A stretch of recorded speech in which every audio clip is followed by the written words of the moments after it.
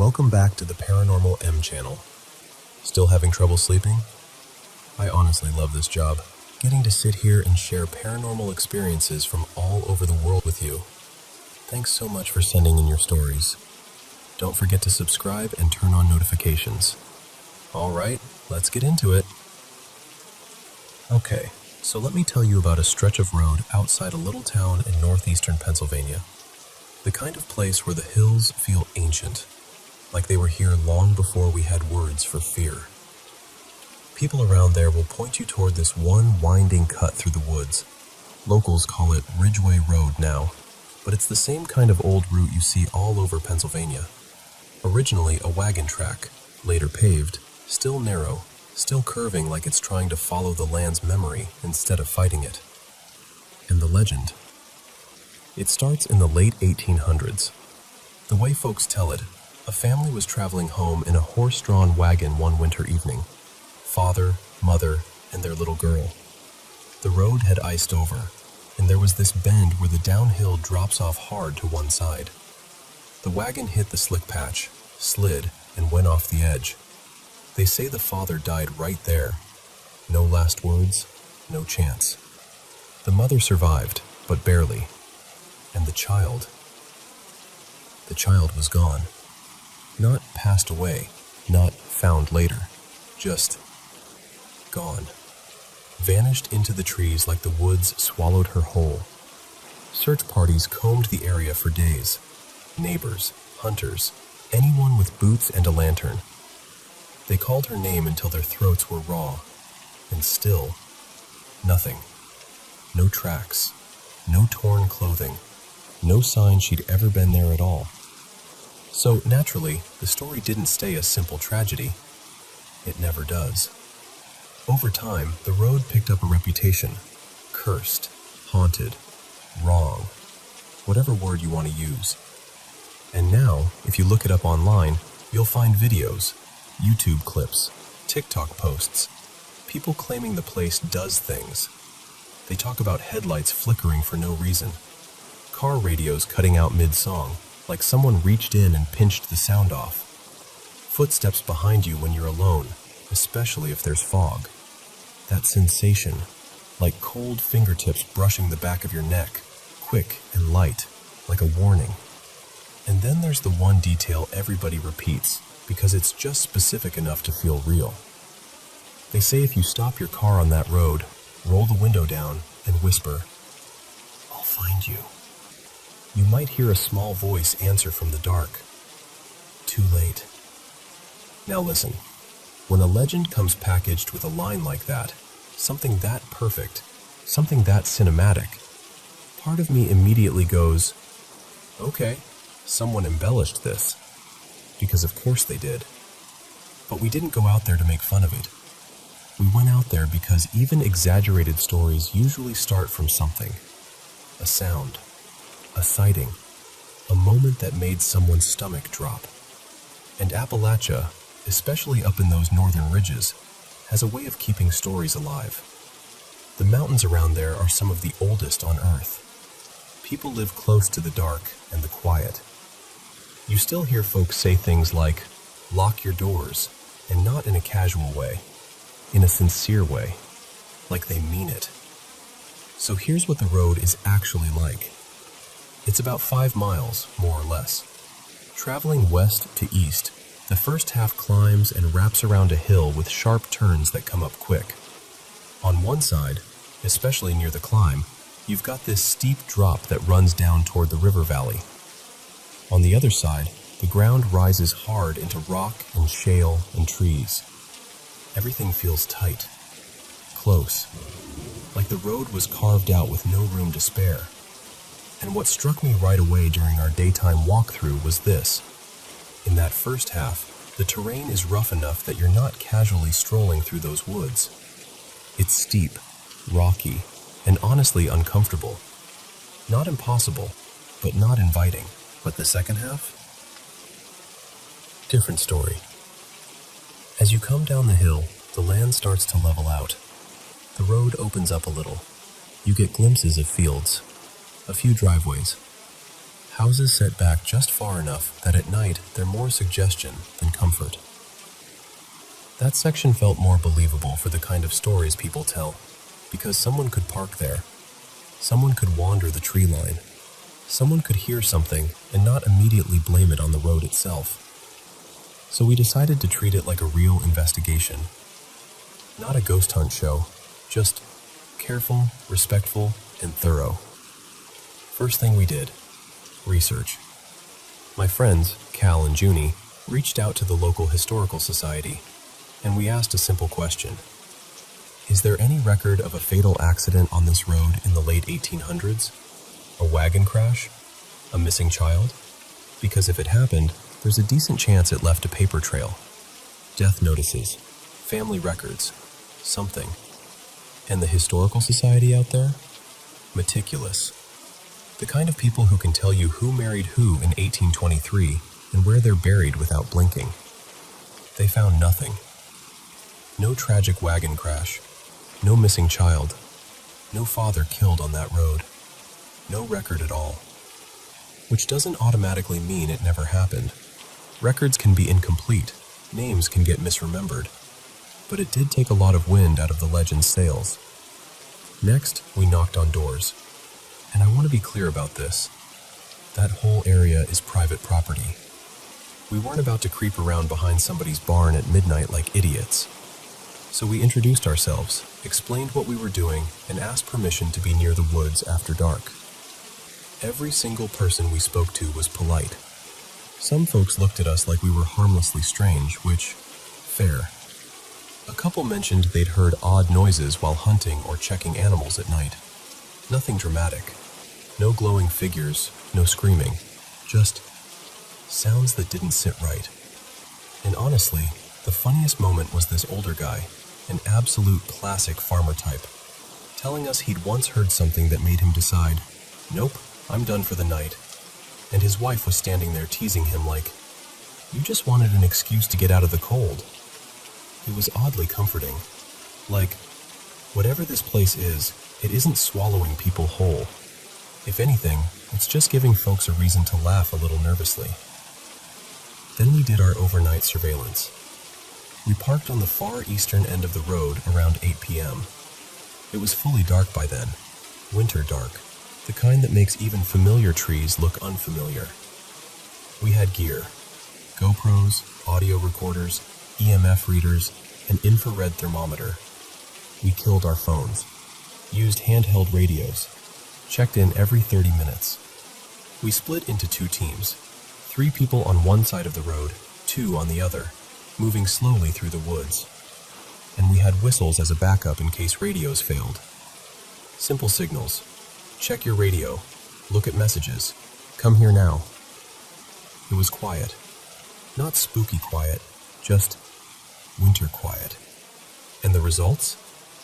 Nothing. No voices, no crying, no footsteps pacing behind us, no sudden cold spot that hit only one person. EMF stayed in normal range the entire time.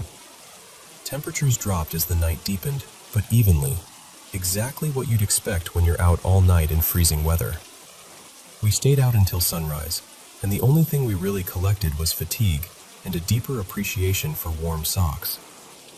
But here's the part I don't want to dismiss. Even when a place doesn't perform for you, it can still feel old in your bones. That area has deep history, generations of families, long before that the First Nations who lived along the river, and all those layers of human life stacked on the same ground. So do I think there's a ghost child out there answering too late into somebody's open car window? I don't know. What I do know is, we didn't see anything. We didn't feel anything. And nobody we talked to seemed genuinely afraid. More like cautious, respectful, a little entertained by the mystery. Maybe the road only plays tricks on someone who's alone and already half spooked when the sun goes down. Maybe it's just a rural myth that grew teeth online. Or maybe the real haunting is simpler than that. A tragedy that never got solved in the way people needed. So the story kept going. Because sometimes, a community would rather have a ghost than have an ending that makes no sense at all. And honestly, on a dark winter road, with the woods leaning in close, I can understand why.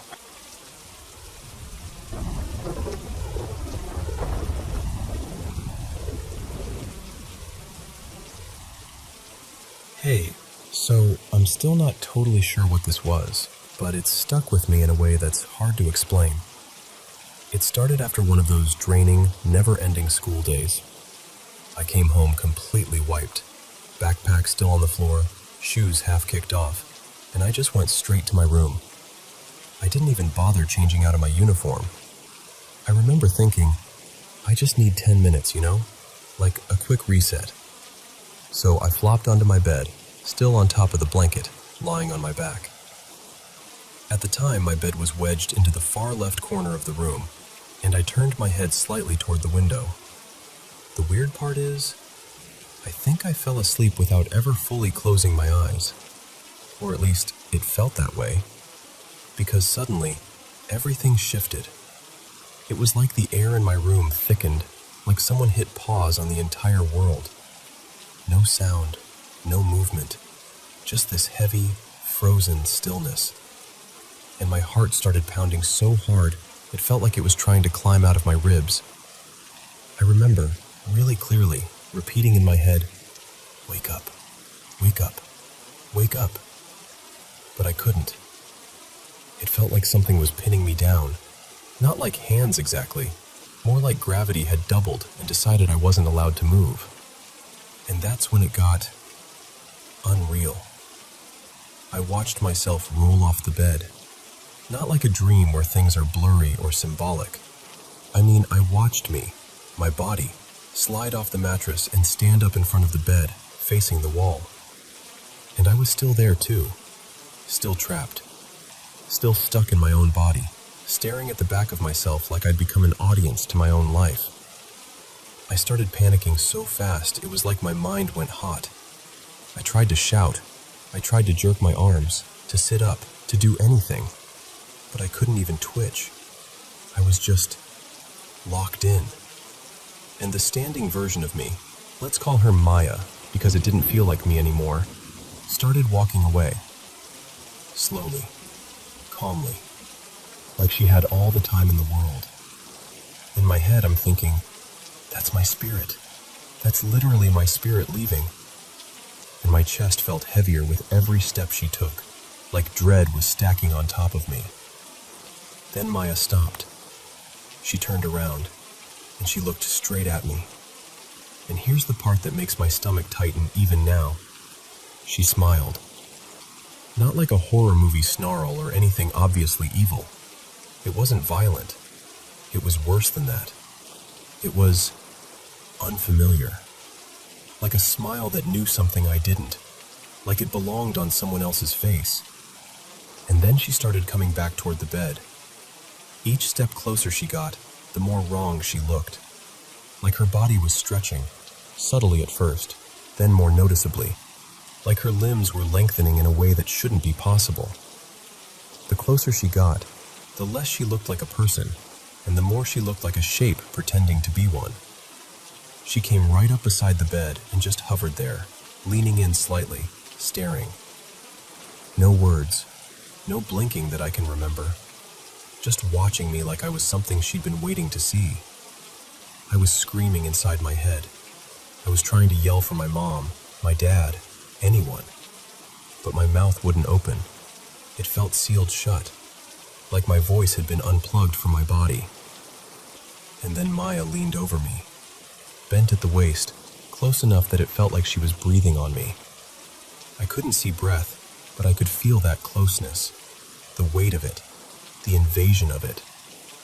And I remember thinking, I can't do this.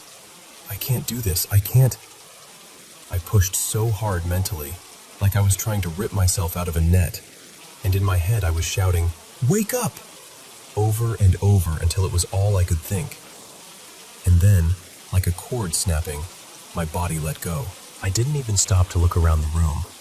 I bolted out the door and into the hallway, hunting for my parents, desperate to be near another human being, desperate to hear a normal voice and prove the world was still real.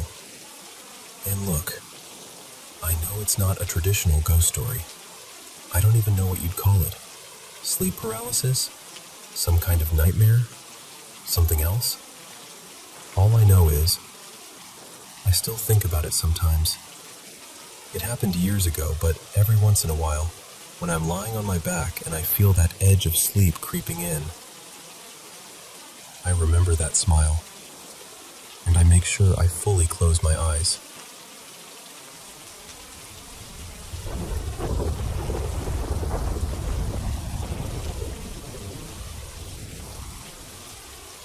So, this is one of those things I used to brush off, you know?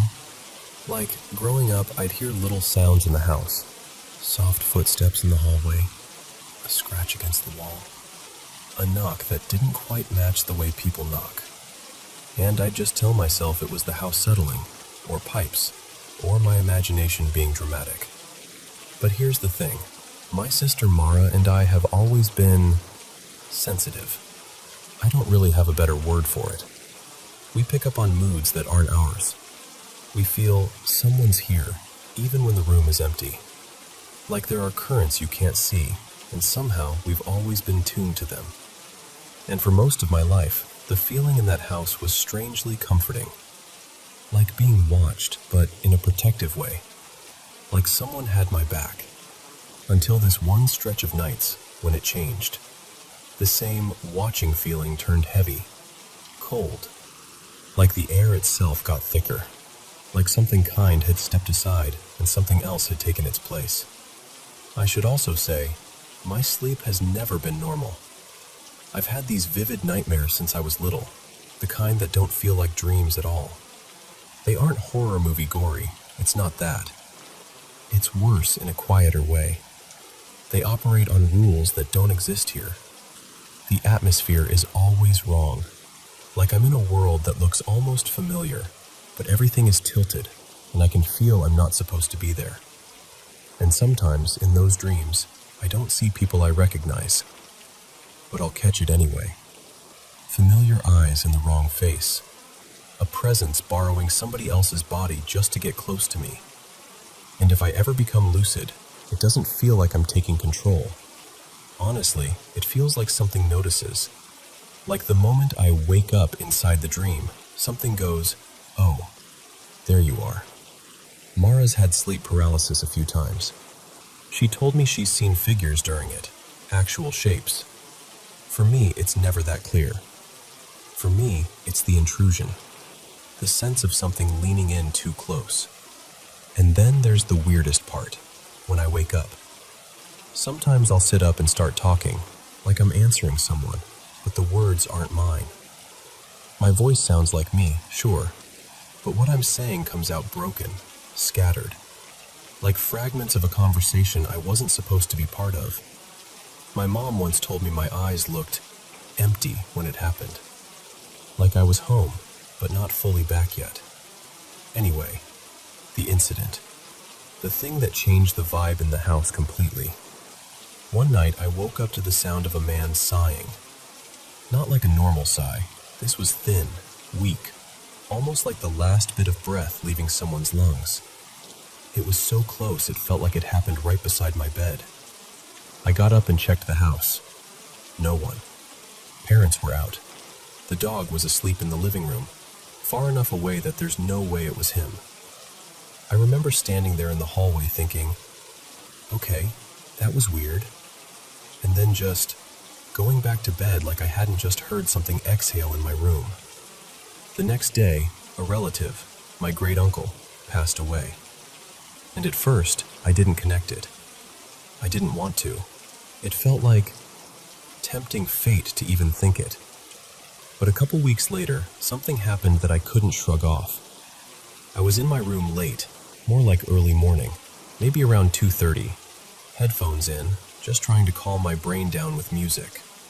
And out of nowhere, the entire left side of my body went cold. Not chilly.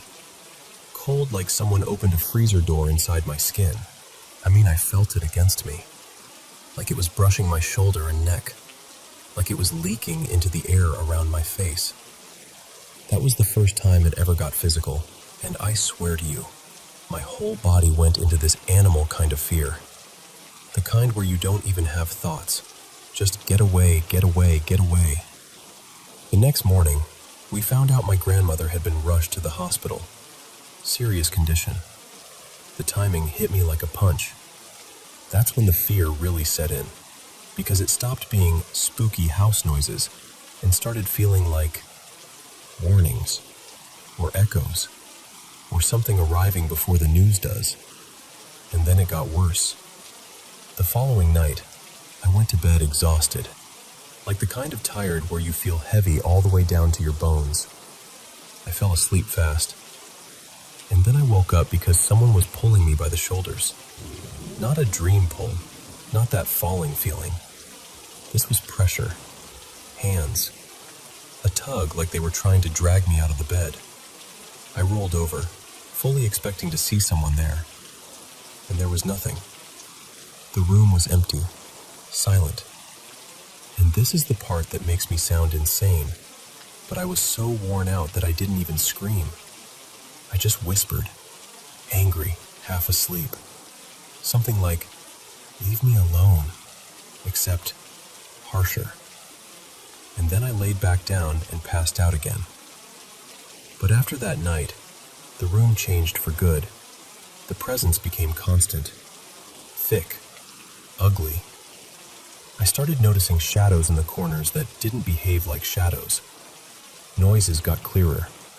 Footsteps that stopped when I held my breath. Faint taps that felt deliberate. And over time, it became obvious it wasn't just one thing. It felt like three. One felt like a tall, elderly man, stern but not immediately cruel. Another felt like an older woman, softer, almost sad. The kind where you feel like she's watching from a distance. And then there was the third. The third felt wrong in a way I can't fully explain. Not scary like a jump scare, more like bad intent. Like walking into a room right after an argument and the air still remembers. What really messed me up was finally talking to Mara about it. We weren't close growing up, more like ships passing in the same house, so we never compared notes. But recently, I told her everything.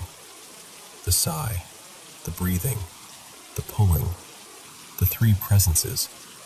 And she just stared at me, and her face drained, and she said, "You're going to hate this, but I know exactly what you mean."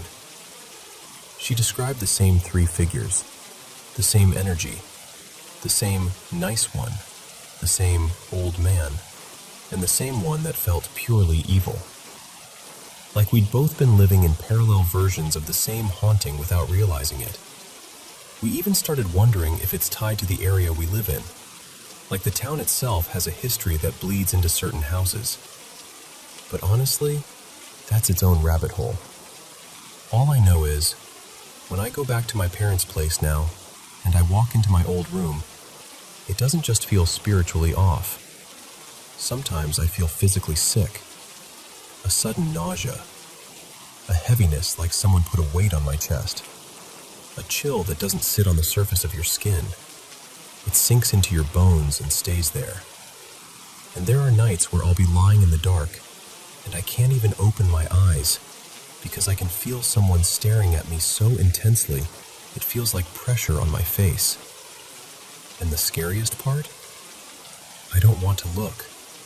Not because I think I'll see nothing, but because deep down, I'm afraid I won't.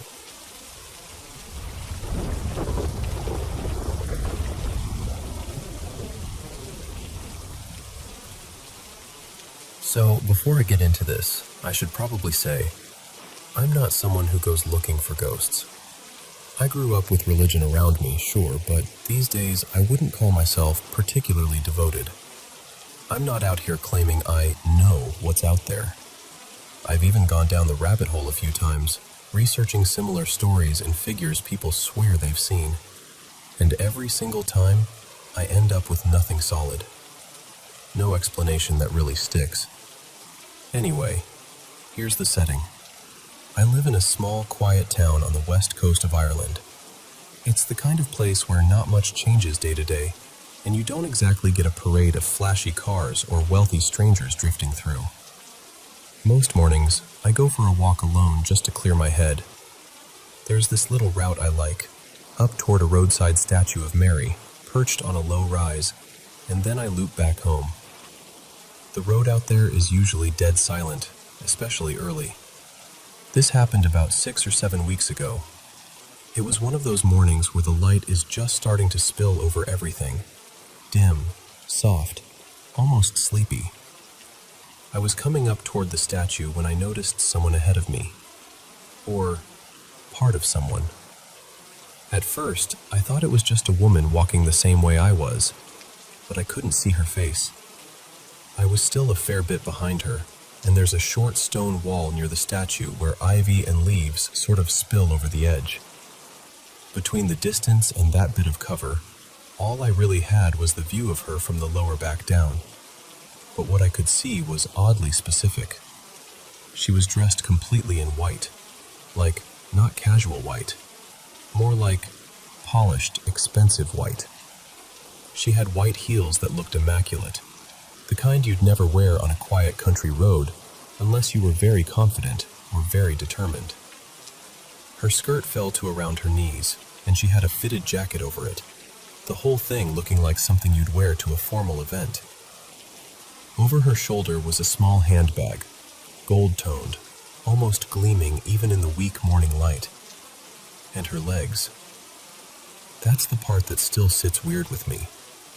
They looked smooth, but the color was off, pale with a faint gray cast, like someone wearing foundation that didn't quite match, or like the light was doing something strange. It didn't look like decay or anything dramatic, just unnatural in a quiet way. If I had to guess her age from what I saw, I'd say she seemed young, maybe mid-20s, give or take. Now, here's where it turns. I sped up a little, not in a panicked way, more in that curious, oh, maybe I know her way. I just wanted to get close enough to see her properly, to catch her face, to confirm she was real, basically. And as I walked faster, she vanished. Not like she turned a corner and I lost her. Not like she ducked behind the wall. I mean, she was there, and then she simply wasn't. It was so sudden it actually made me stop walking, like my brain needed a second to catch up. What really unsettled me was the sound. When I first saw her, I could hear the click of her heels on the concrete. Sharp, steady, completely ordinary. And the instant she disappeared, the sound cut out too. Like someone had muted the world for a second.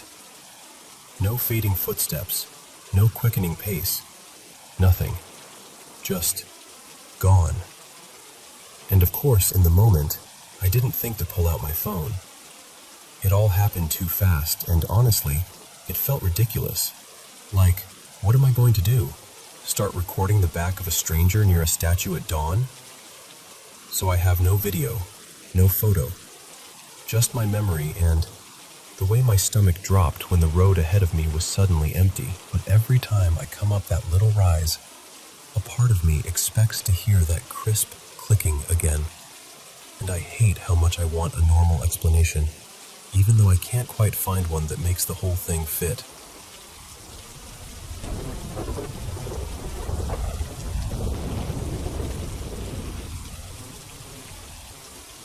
So when I was a kid, around 4th grade, my mom signed me up for this after-school biofeedback thing with the school psychologist. It happened once or twice a week, usually late enough that most of the building felt like it had already gone to sleep. They'd sit me down in this little office, stick these sensor pads on my forehead and scalp, and have me play these super simple computer games. Looking back, I think it was tied to attention stuff, like they were trying to help me focus or see how my brain reacted. But at the time, it just felt like, okay, guess I'm playing weird school games with wires on my head again. It was almost always just me and the psychologist left in the whole place. Mr. Klein, that was his name, I think. Calm voice, kind of soft-spoken. And once my session was done, I'd wait for my mom to come pick me up. The gym was right near the front entrance, and while I waited, I'd sometimes wander over there. Not to do anything dramatic, mostly just to kill time, enjoy the open space, hear my footsteps echo.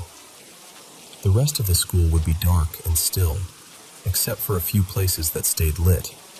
The front foyer, the counselor's office, and the gym area. And then one afternoon, I walked into the gym like I always did, and I heard a little girl's voice, sharp and clear, like she was right there in the room. "Somebody help me!" It wasn't muffled. It wasn't distant. It sounded close, like she was maybe just around the corner of the bleachers or behind the equipment doors. My first thought wasn't ghosts. My first thought was, oh my God, someone's here. Someone needs help. I figured maybe a classmate was stuck somewhere, or someone got hurt, or somebody's parent brought them in and they got separated. So I yelled back, loud, trying to sound brave. "Where are you?" Nothing. I waited a second, and the silence felt thick, like the air itself was listening. I called again. "Hello? I can help you. Where are you?" Still nothing. Not a whimper, not a shuffle, not a single sound to follow it. That's when I stepped back out of the gym and looked down the hallway and into the front area. The entire school was quiet, empty. The lights that were usually on were on, like always, but everything else was blacked out. Dark classrooms and long corridors with no movement at all. And I remember standing there thinking, how could someone be here and I can't hear anything else? I went back into the gym and just listened, waiting for another cry, waiting for any sign of where it came from. But it never happened again. Not that day. Not any day after that. And honestly, what haunts me isn't just the voice. It's the way it felt so real that I reacted without thinking. If I'd felt scared first, I don't think I would have called out at all. But I didn't. I just wanted to help. Afterward, I asked around in my own kid way. Later on, as I got older, I tried again. Looked for any story, any accident, anything that could explain it. Nothing. No rumor about a child. No, this happened in the gym story. No memorial, no headlines, no whispers. Just nothing. There were these 2 locker rooms attached to the gym that everyone thought were creepy. They weren't used anymore. Doors shut, lights off, like they'd been abandoned on purpose. And I remember staring at them that day, thinking, could it have come from in there? Because really, that was the only place it could have been coming from. I think about it even now. How clear it was. How fast it disappeared. And what bothers me most is that I can't file it away as a misunderstanding. I've tried. I've replayed it 100 times. If that school were still standing, I swear I'd go back as an adult and just sit in that gym for a while. See if it ever happened again. See if there was some echo or vent or trick of sound I missed. But the building's gone now. They tore it down years ago. More than a decade, I think. And in a weird way, that makes it worse, because it means there's no place to return to. No way to test it. No way to stand in the exact spot and try to understand what I heard. Just that one moment. A little girl's voice in an empty gym. "Somebody help me!" And then, nothing at all.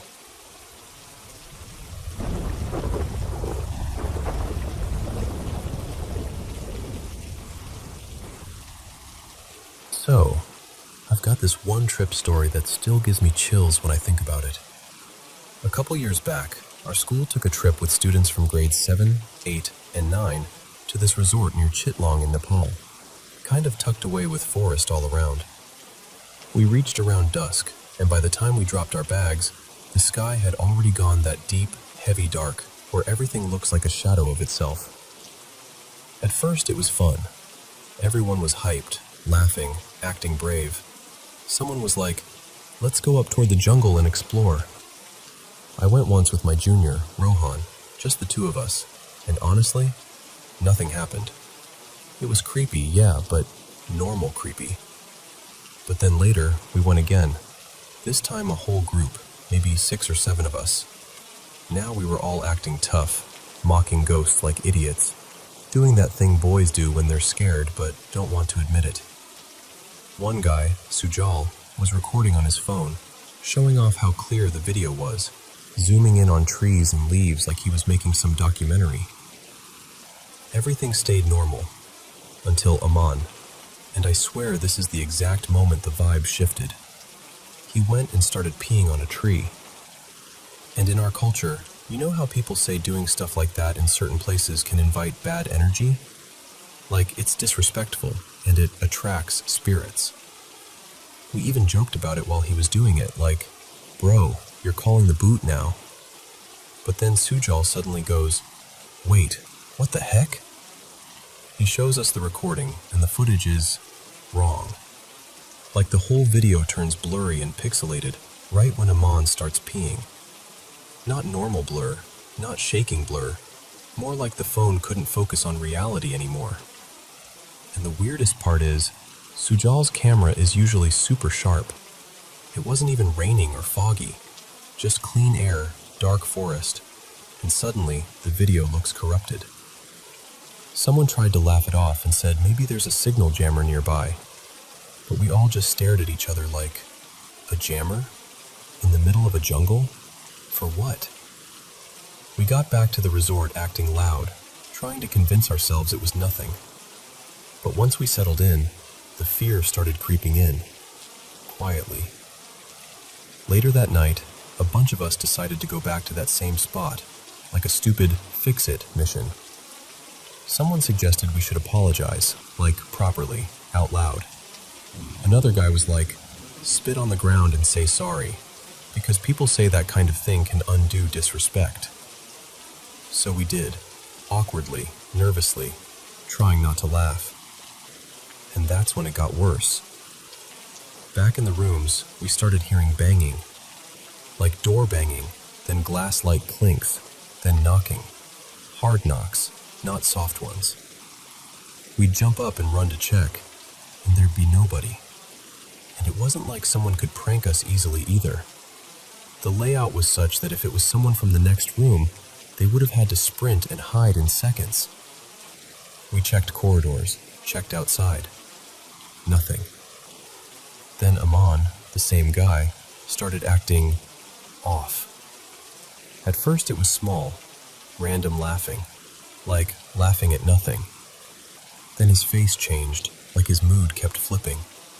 He got aggressive, started talking weird, and then, this part still makes my stomach twist. He started taking his clothes off, like he didn't care who was there. We tried to calm him down, like, "Bro, stop it, what are you doing?"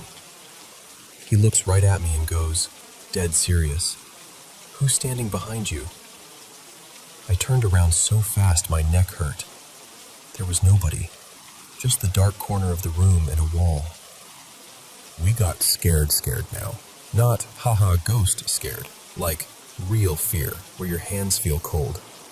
One of the boys ran and brought ash, just whatever we could find, and we put a mark on his forehead, like a protective thing. Someone started playing bhajans loudly from a speaker, like full volume, as if sound could push the darkness back. We kept telling Aman, "Focus on us, look at us, stay with us." But even with the prayers playing, the banging sounds got louder, like something outside was angry. At one point, 9 of us went together into the hallway, and 3 boys said they'd guard near the end of the corridor to see if anyone was messing around. I stayed closer to the group because, I'll be honest, I was terrified. Like, my legs felt weak. A few minutes later, those 3 came back looking pale and dead serious. No jokes, no smiles. One of them just said, really quietly, "We saw a huge black shadow." Not like a person, not like a prank, like a shape that didn't look normal. And then another weird thing happened. My friend Kieran suddenly said his leg felt heavy, like someone was pressing it down. He kept lifting it and shaking it like it was asleep, but he swore it didn't feel numb. It felt pulled. Later, one of the guys searched online about the place, like local ghost stories, old rumors, anything. He found stuff about workers dying in accidents around old construction in that area, and stories about certain stone sites nearby being connected to spirits. And the creepiest part wasn't even the stories. It was how perfectly it matched what was happening. Heavy legs, shadows, random banging, that oppressive feeling like you're being watched. Then, when we thought things were calming down, a massive bang hit near the window, like someone slammed something against the wall. We checked the time, 12:31 a.m. And I remember thinking, who even has the courage to prank people at this hour? Like it didn't feel human anymore. It felt stupid to even call it a prank.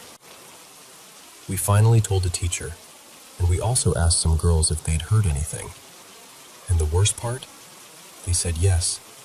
They'd heard knocking too. One of them said she saw something dark and hairy-like near the doorway, like a shadow trying to lure attention.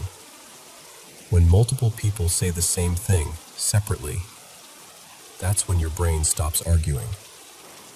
After that, nobody wanted to be alone, not even for a second.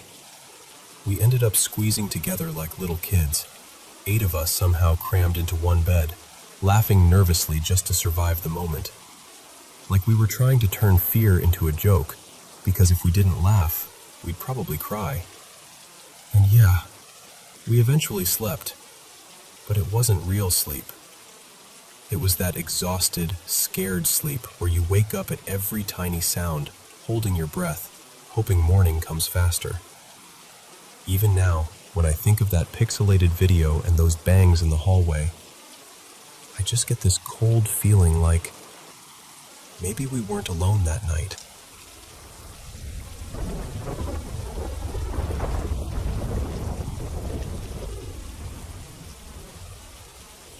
So here's something my family has been telling me for as long as I can remember. Like one of those stories that gets passed down at birthdays over cups of tea. Whenever someone says, "You'll never believe this." Before I was even born, my great-grandmother, her name was Mabel, apparently told my parents, plain as day, that I'd come into the world with blue eyes and brown hair. The thing is, she passed away before I ever took my first breath.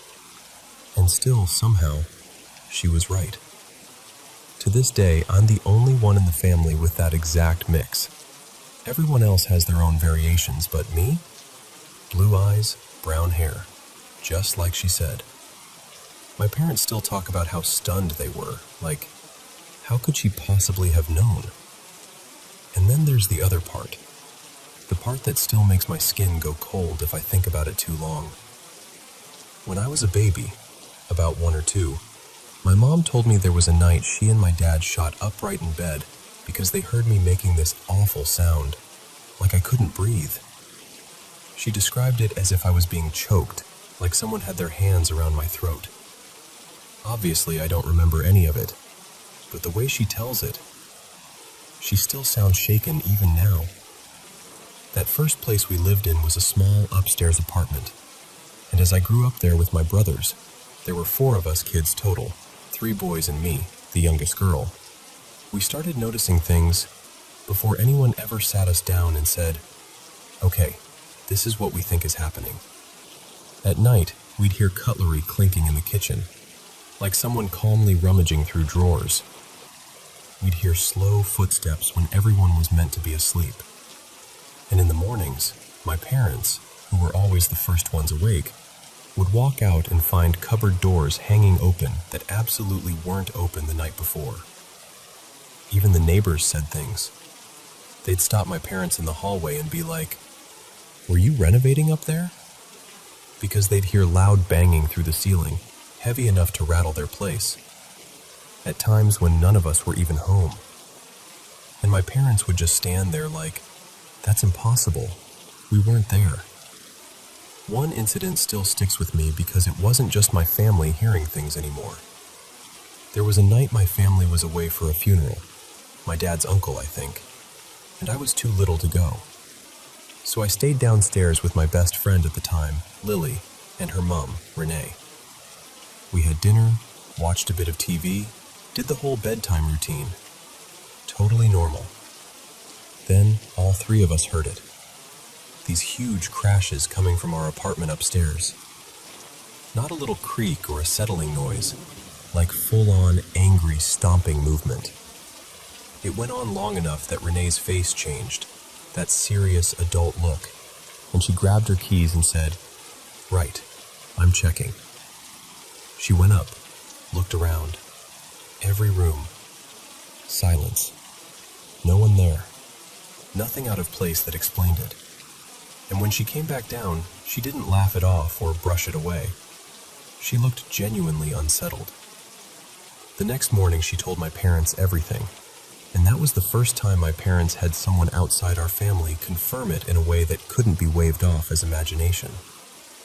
Somewhere along the way, years later when I was old enough to understand, they told me something else they'd been told back then. That there was supposedly a female presence attached to me. Like she was following me. Like I was the reason things were happening. I didn't know what to do with that as a kid, you know? How do you even process something like that without it turning into fear? And then it started again. Not constantly, but enough. Random sounds that didn't belong anywhere. Doors shifting when no one was near them. And the stairs.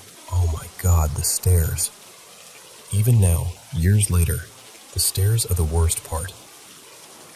It'll be completely silent in the house, and then you'll hear what sounds like heavy boots, like thick, hard soles, stomping up or down. Not soft footsteps, not a creak. Heavy, deliberate steps. My mom has heard it. My brother has heard it. I've heard it.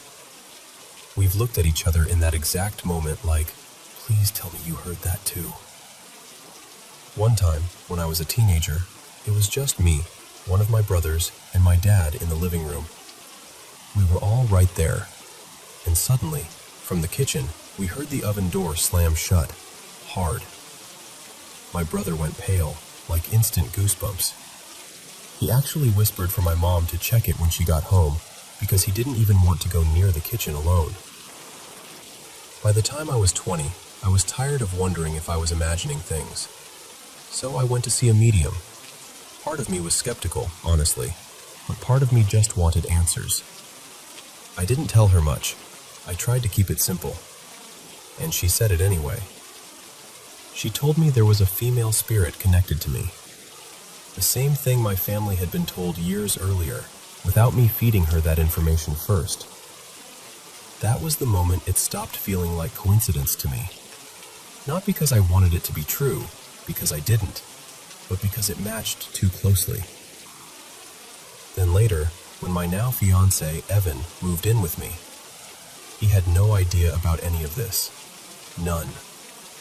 I didn't want to freak him out, and I didn't want to plant ideas in his head. But after a while, he started noticing things. Little things at first, then bigger things. And one day he looked at me and said, "Does stuff like this happen a lot?" And weirdly, that helped. Not because I wanted someone else dragged into it, but because it was the first time I got that outside confirmation from someone who hadn't grown up hearing the stories. I'm 26 now, and it still happens. Not every day, not like some horror movie where everything is flying off shelves, but enough that it's always sitting in the back of my mind. I still wear a cross necklace, more out of habit than anything, but also because it makes me feel steadier. And there's this video my mom sent me once that I still hate watching. Our cat, staring at nothing, tracking something across the room, then jumping and swiping like it's trying to grab whatever's there. But there's nothing. No toy, no bug, no shadow. Just empty air. It freaks me out every single time. Lately, we've started talking about doing something about it, like properly. Cleansing the house, using sage, whatever you want to call it. Not out of anger, not out of drama, more like, it feels like whatever this is has been hanging around for too long. And if there really is something unsettled here, I don't want it lingering forever.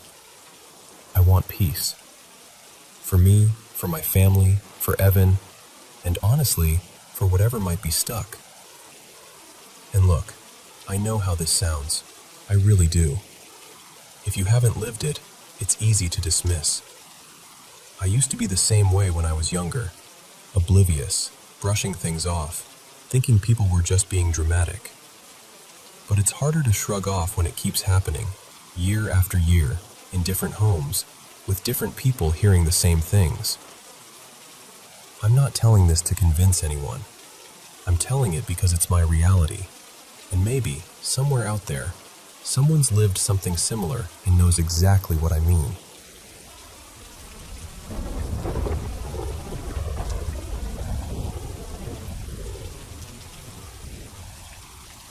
So, this happened a long time ago, something like a decade and a half back, and I still don't know what to make of it. To set the scene, we were living in this house that always felt off. Like not in a dramatic way where you're screaming every night, more like this constant, heavy vibe. Even later, just driving past the place gave me that same weird, uneasy feeling in my stomach. Anyway, my oldest, Luca, used to talk about seeing a scary man outside the window. Sometimes he'd mention a little kid, too. I brushed it off at the time. The house wasn't far from a busy strip with shops and streetlights, and I figured it was just shadows moving through the trees. Reflections, that kind of thing. Kids imagine stuff, you know how it is. But then one night, I'm in bed, and I get that horrible sensation like I'm being pressed down into the mattress, like something heavy is pinning me. It wasn't the first time I'd felt it either, so I tried to talk myself down. Thought maybe it was that thing people get when they wake up suddenly and their body hasn't caught up yet. After a minute, I finally managed to move. I sit up, shake it off, and I head out to the living room to clear my head. Not long after that, Luca wakes up absolutely losing it, screaming, crying, terrified. I rush into his room, and that's when I notice this helium balloon hovering near the window. One of those leftover party balloons, the kind that should be slowly sinking, not just hanging there like it's thinking. I pick Luca up and bring him out to the living room with me, trying to calm him down. A few minutes later, same thing happens with my youngest, Milo. Screaming, sobbing, full panic. I go into his room, and now the balloon is hovering over his bed. And I'm still trying to be logical. I'm telling myself, okay, you walked in here earlier. Maybe you stirred the air. Maybe it drifted. Except, it didn't drift like a balloon drifts. It was positioned too neatly, too deliberately, like it chose where to be. So now I've got both kids in the living room, curled up on the couch together. I'm standing there in that quiet, alert way you get when you're pretending everything's fine, but every nerve in your body is tuned to the house. And then, the balloon comes down the hallway. Not bobs in the air kind of movement. It came down the hallway like someone was walking it toward us. Like an invisible hand was holding the string just out of sight, guiding it smoothly around the corner and into the room. At this point, my partner, Jade, was awake too. She was sitting up, watching, completely silent. The room felt frozen. Even the kids had gone quiet, like they sensed something was happening that they didn't have words for. The balloon floated closer to me, slow and steady, and it honestly looked like it was being presented, like it was coming to meet me. When it got close enough, I reached out and pushed it away. kind of a cautious shove, like, nope, back up. It drifted back toward the hallway, paused, and then started coming right back again. So I did it again, pushed it away, and again it returned. Not immediately, not chaotically, just steadily, like it wanted to come back to me. And I remember saying, out loud, like I was talking to a nervous animal, "Hey, bring it back. I won't hurt you." And it did. And I swear, I still wish cameras were as common then as they are now, because if I had footage of it, I'd never stop showing people. Eventually, though, the fear started creeping in. That slow realization of, okay, I don't understand what this is, and I don't like that I don't understand it. So on one of the passes, I hit the balloon harder, like a proper smack. Not playful anymore, more like, stop, enough. The second I did that, everything changed. The string went slack, like whatever had been holding it just let go. The balloon dropped low and sort of sagged, and it never moved again after that. No coming back, no hovering, no hallway drift. Just a balloon doing what balloons do when they're done. And I stood there staring at it, with my kids huddled together on the couch, and Jade watching me like she was trying to confirm she hadn't imagined it either. To this day, I don't know what it was. Was it something paranormal? Was it something I interacted with somehow? People have told me it was just wind or airflow in the house, but I can't make that fit. Not with the way it hovered in two separate rooms, then traveled down the hallway and into the living room like it had a destination. All I know is, that night stuck to me. It's one of those memories that never fades, because it didn't feel like a dream, and it didn't feel like a coincidence. It felt like someone was there, just for a moment, and I happened to be awake enough to see it.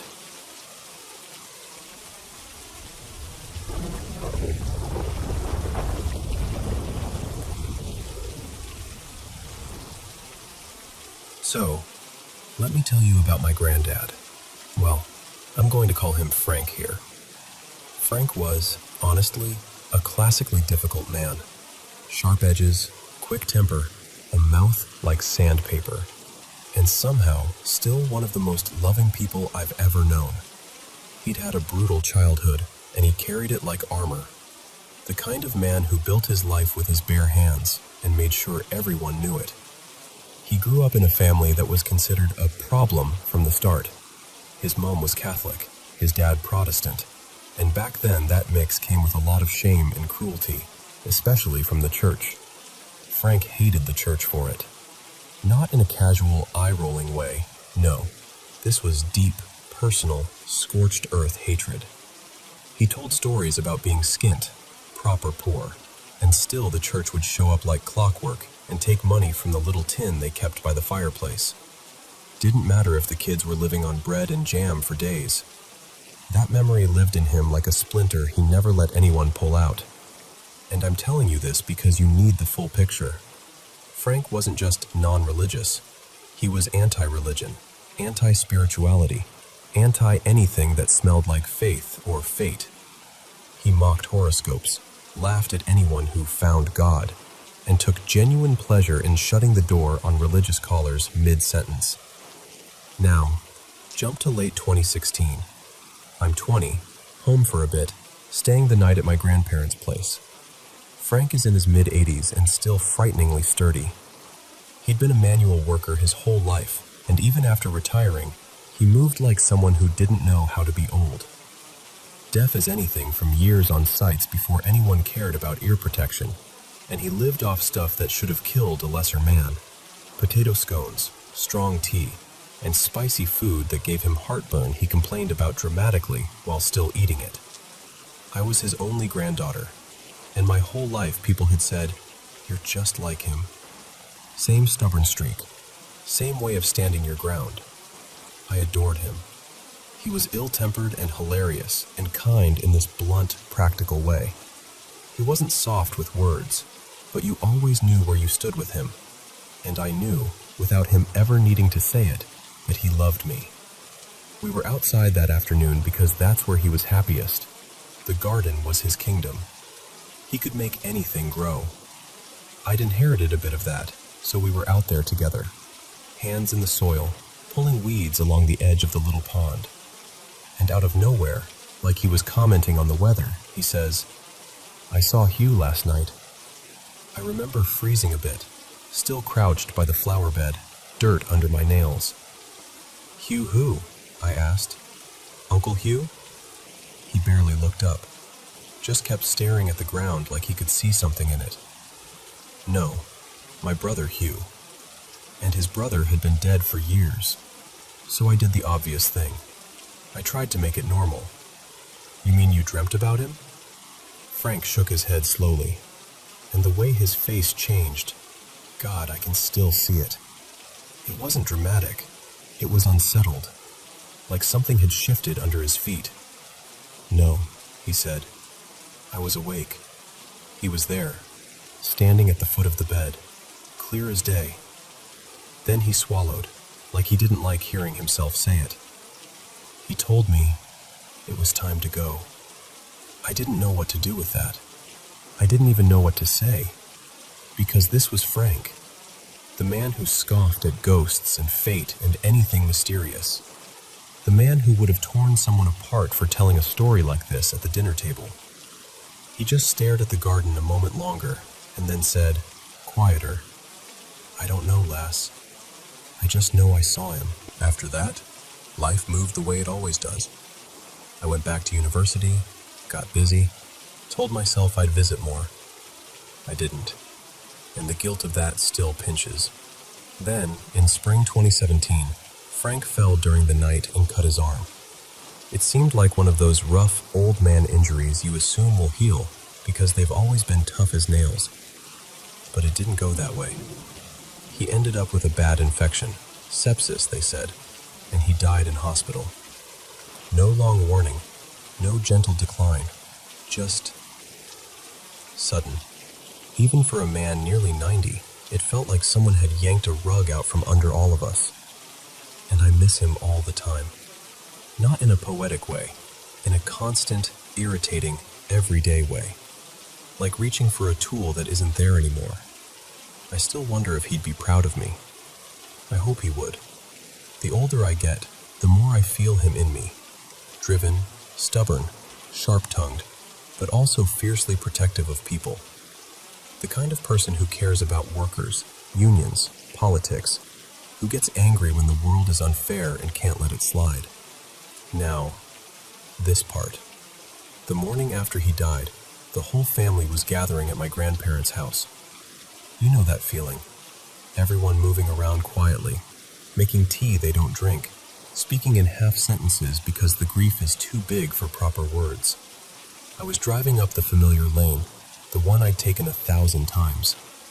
And I swear to you, hand on heart, I saw him.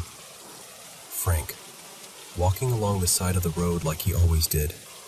Same shape, same stride, like he'd just stepped out for air. I slowed without thinking. My stomach flipped so hard I felt sick. And he turned. He looked right at my car, lifted his hand, and gave me that little salute he always did. Just a quick, casual two-finger thing. Like, "All right, I see you." Then he was gone. It's still the strangest thing that's ever happened to me. I'm a logical person. I know grief can make your brain do wild, desperate things. I know how memory and longing can blur into something that feels real. But here's the part that gets me. I've lost people since then. I've grieved. I've been broken-hearted in other ways. And nothing, not once, has ever felt like that again.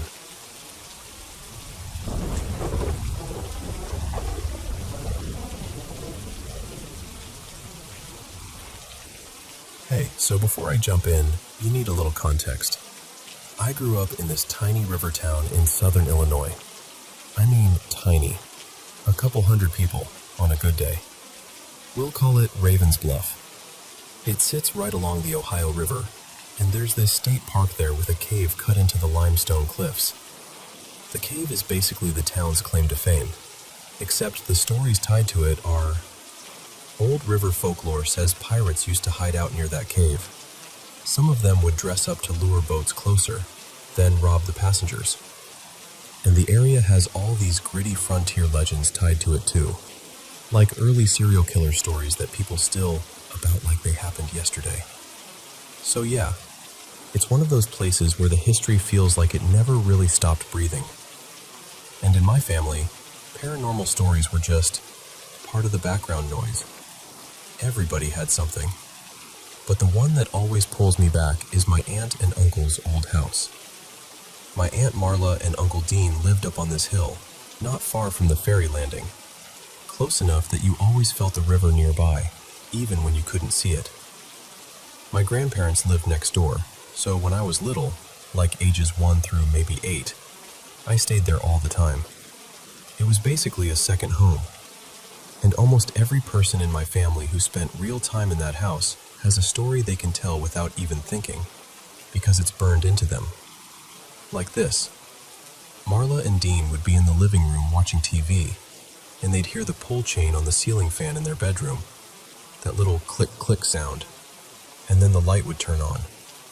Not flicker, not dim, fully on, as if someone reached up and pulled it, and the fan was centered right over their bed. You couldn't reach that chain unless you were literally standing in the middle of the mattress. Another time, they were actually in bed, about to fall asleep, and it happened again. Same chain, same unmistakable sound. Then there were the days they'd come home from groceries and find stuff open. Doors, windows, cabinet doors. Not like one cabinet got left cracked. I mean a weird, scattered, someone walked through the place and opened things just to open them. And that's all their side of it. Mine started a little later, late 90s, early 2000s. I remember being there with Uncle Dean one afternoon, and he had this massive stereo setup. Tower speakers, big receiver, the kind of system that felt like it could shake the drywall if you wanted it to. We were trying to find the remote because it had gone missing. So we're looking around, checking between couch cushions, under magazines, normal stuff. And then, out of nowhere, the recliner in the corner fully reclines. Not slowly, like it slipped.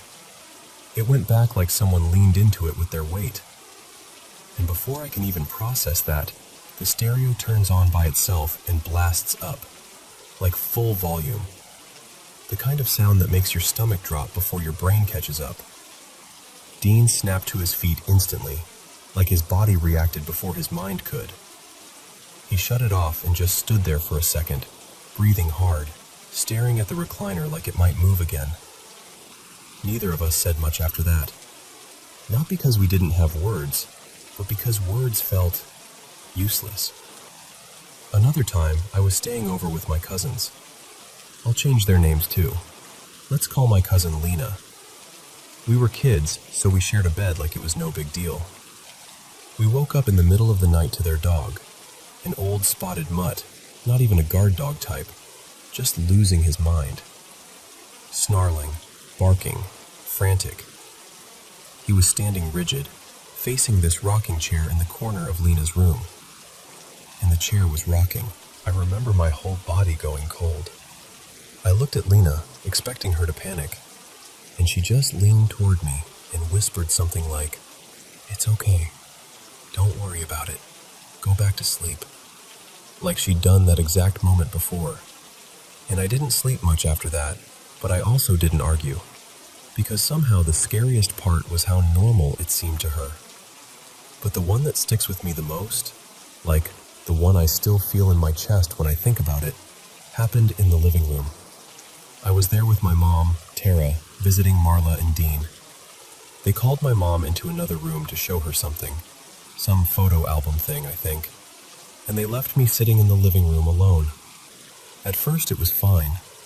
Then I got this sudden crawling feeling, like when you realize you're being watched, except heavier, wrong, like the air changed. I stood up and took a couple steps, maybe 2, maybe 3, and then it felt like something wrapped around me. That's the only way I can describe it. Not hands, not arms, more like pressure, like I'd been caught in something invisible that tightened all at once. Everything went quiet, like someone hit mute on the world. I tried to call out, and nothing came. I tried to move, couldn't. Tried to scream, nothing. My mouth was open, and my lungs were working, but no sound happened. My body just refused. I have no idea how long it lasted. Seconds? A minute? Longer? Time didn't behave normally in that moment. And then my mom came back in the room. I remember her voice cutting through the silence like a rope being thrown to someone drowning. She asked me if I was okay. And the second she stepped into the room, it was like whatever had me just released. I couldn't explain anything. I didn't even try. I just started crying, full-on shaking sobs like my body needed to get the fear out somehow. I'm in my 30s now, and I still don't have a clean answer for what that was. Marla and Dean moved out when I was around 7 or 8, so it's been over 2 decades since they lived there. And for a long time, it stayed filed away as this haunted chapter of childhood that I didn't know what to do with. But recently, I had to go back home for a funeral. And this is the part that messed with me in a totally different way. My grandmother on my dad's side, let's call her Ruth, is the most religious, no-nonsense, straight-shooting woman you can imagine. The type who doesn't entertain spooky stories. Ever. We're sitting there eating after the service, and Ruth comes over, sits right beside us, me, Marla, and Dean, and she says, real casual, like she's asking about the weather. Back when you lived in that hill house, did anything ever happen that you couldn't explain? I swear the whole table energy shifted, because she has never asked anything like that. Not once in my entire life. So we tell her, just the basics, some of the things I told you. And as we're talking, I watch her face change. Like something clicked into place for her that she didn't want to admit existed. And then she tells us why she asked. Apparently the person living in that house now, the current owner, has been dealing with things too. Enough that he finally went to Ruth, through the church, basically asking if she knew anything about the house, or if she could help. That's when it hit me in this really unsettling way. It wasn't just our family. It wasn't just kids imagining stuff. Whatever was happening there, it outlived the people. So now I'm stuck with this split feeling. Part of me wants to go back, talk to the owner, stand in the rooms again, see if it still feels the same. Maybe prove something to myself, one way or the other. And that's honestly where I'm at, still holding the questions, still wondering what that house was, what that feeling was, and why it picked certain moments to show itself. And I'll end with the same thing I find myself asking any time I talk about it. If you've ever lived near a place with a history that feels heavy, have you ever seen something you couldn't explain? And if you were me, would you go back? Or would you leave it alone?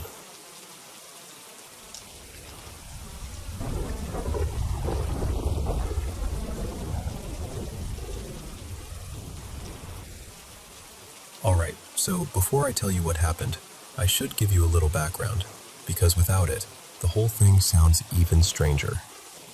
My mom was adopted as a baby. Her biological mom had a lot of kids and couldn't take care of them.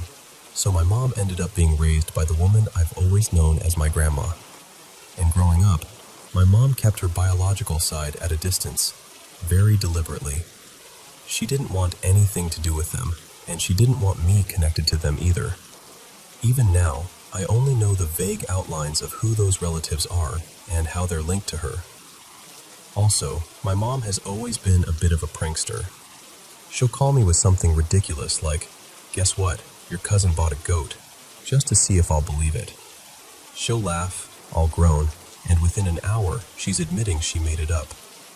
My dad, though, total opposite. He's not a prank guy. He's calm, serious, and if he's ever in on a joke, you can usually tell because he can't keep a straight face. That matters, because what I'm about to tell you is the one story my mom never backed down from. Not once. Years later, she still swears it happened exactly the way she says. And what's even weirder is my dad used to support everything she said about it. Until one day, he got really quiet and told us he didn't want to talk about it anymore because it made him uncomfortable. Which is so unlike him that it still stands out to me. Even my grandma, the one who raised my mom, confirmed what my mom told her right after it happened. And my grandma is the kind of person who rolls her eyes at nonsense. If anything, she thinks my mom can be immature, but she doesn't think she's a liar. One more detail that matters. The layout of the house I grew up in. My bedroom was on the ground floor, and my parents' room was directly above mine. From my door to the kitchen and living room, it was about a short hallway, maybe 8 or 9 meters. So if I was talking, it wasn't hard for them to hear. So, here's what happened. When I was about 4, almost 5, my mom was pregnant with my little brother. And for a stretch of time, every night at bedtime, I started talking to someone in my room. At first, my parents thought it was nothing. Little kid stuff, imaginary friend stuff. But it didn't stop. It went on for weeks. Not just a few minutes either. Sometimes I'd be chatting for a full hour like there was somebody sitting there with me, and I was genuinely engaged. Not giggling and being silly, more like having an actual conversation. After a couple weeks, my parents finally asked me who I was talking to. I remember them saying something like, "Who are you talking to, honey?" Expecting me to say a made-up name like Mr. Sparkles or something. But I didn't. I told them, very matter-of-factly, that he wasn't my friend. That apparently made the whole thing feel different. So they asked me to describe him, and I did. I said he was an older man, tall, with thinning hair like my dad, and that he usually wore a light-colored baseball cap. I didn't call him a scary man. I didn't say he was mean. But I also didn't talk about him the way you'd talk about a fun, imaginary buddy. It was more like he was just there, and I was talking because that's what you do when someone's there. My parents started getting worried because it was affecting my sleep. So they'd tell me, "Okay, time to stop talking now. You need to rest." And for a while, I'd still do it. Maybe half an hour every other night, until it gradually faded. Then one day, it just stopped completely, except there was this other part. Around the same time, I started using strange words for normal objects, like I'd call pens and pencils inks. Not ink, inks. Like it was the object itself. My parents noticed because, it's one thing if a kid mispronounces something, but I was using these confident, specific labels like I'd been taught. They asked me why I was calling things by the wrong names, and I told them, casually, like it should have been obvious. That's what the man calls them. That rattled them, because now it wasn't just bedtime chatter, it was leaking into real life. Not long after that, we moved away for a while. Different place, different house.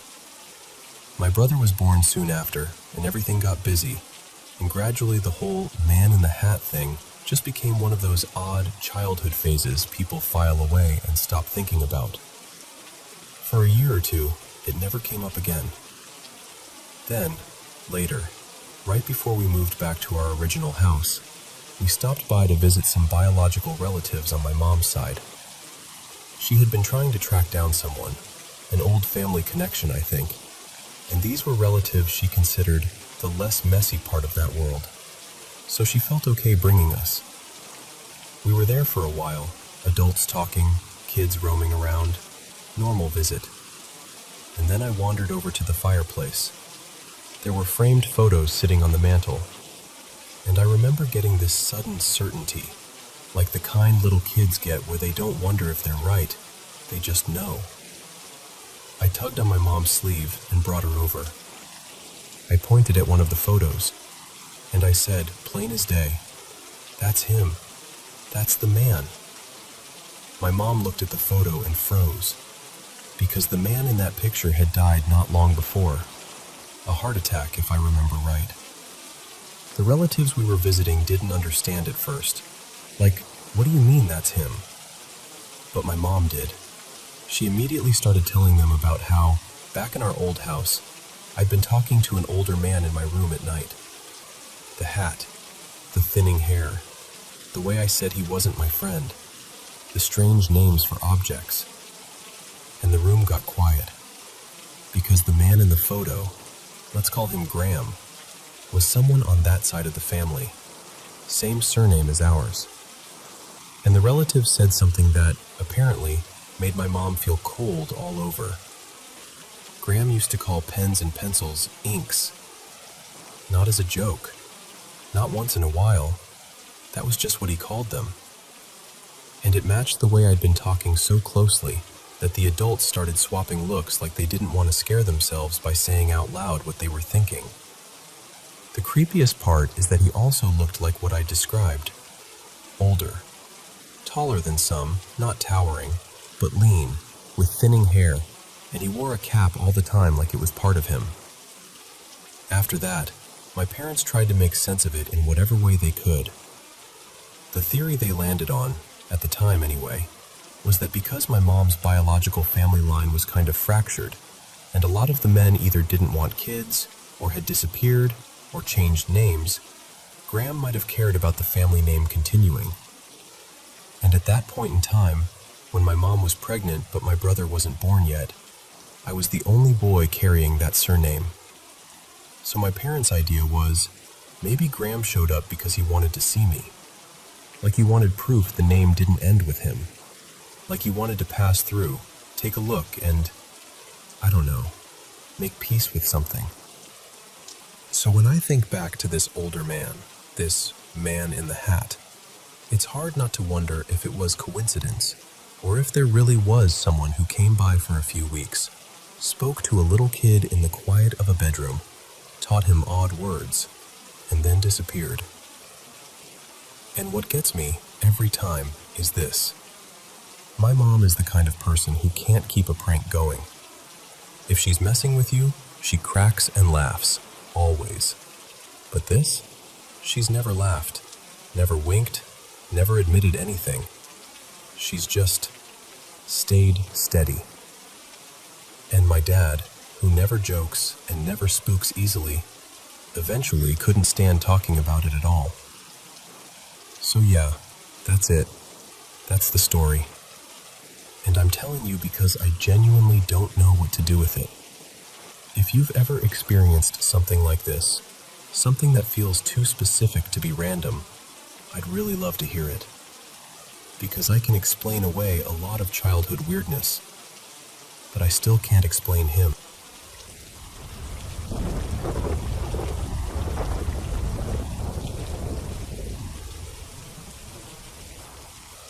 So, I've never really been sure how to tell these without sounding like I'm trying to scare somebody, but I swear I'm not. I just wanted to share some of the weird encounters I've had across my life. Little moments that stuck to me like burrs, even years later. The first ones I only know because my mom told me. Back when I was tiny, like still a toddler, we lived at my Aunt Marisol's house while my family was getting our place finished. One day, my mom says I came sprinting out of the hallway, just bawling, pointing toward this closet at the far end like it was the worst thing I'd ever seen.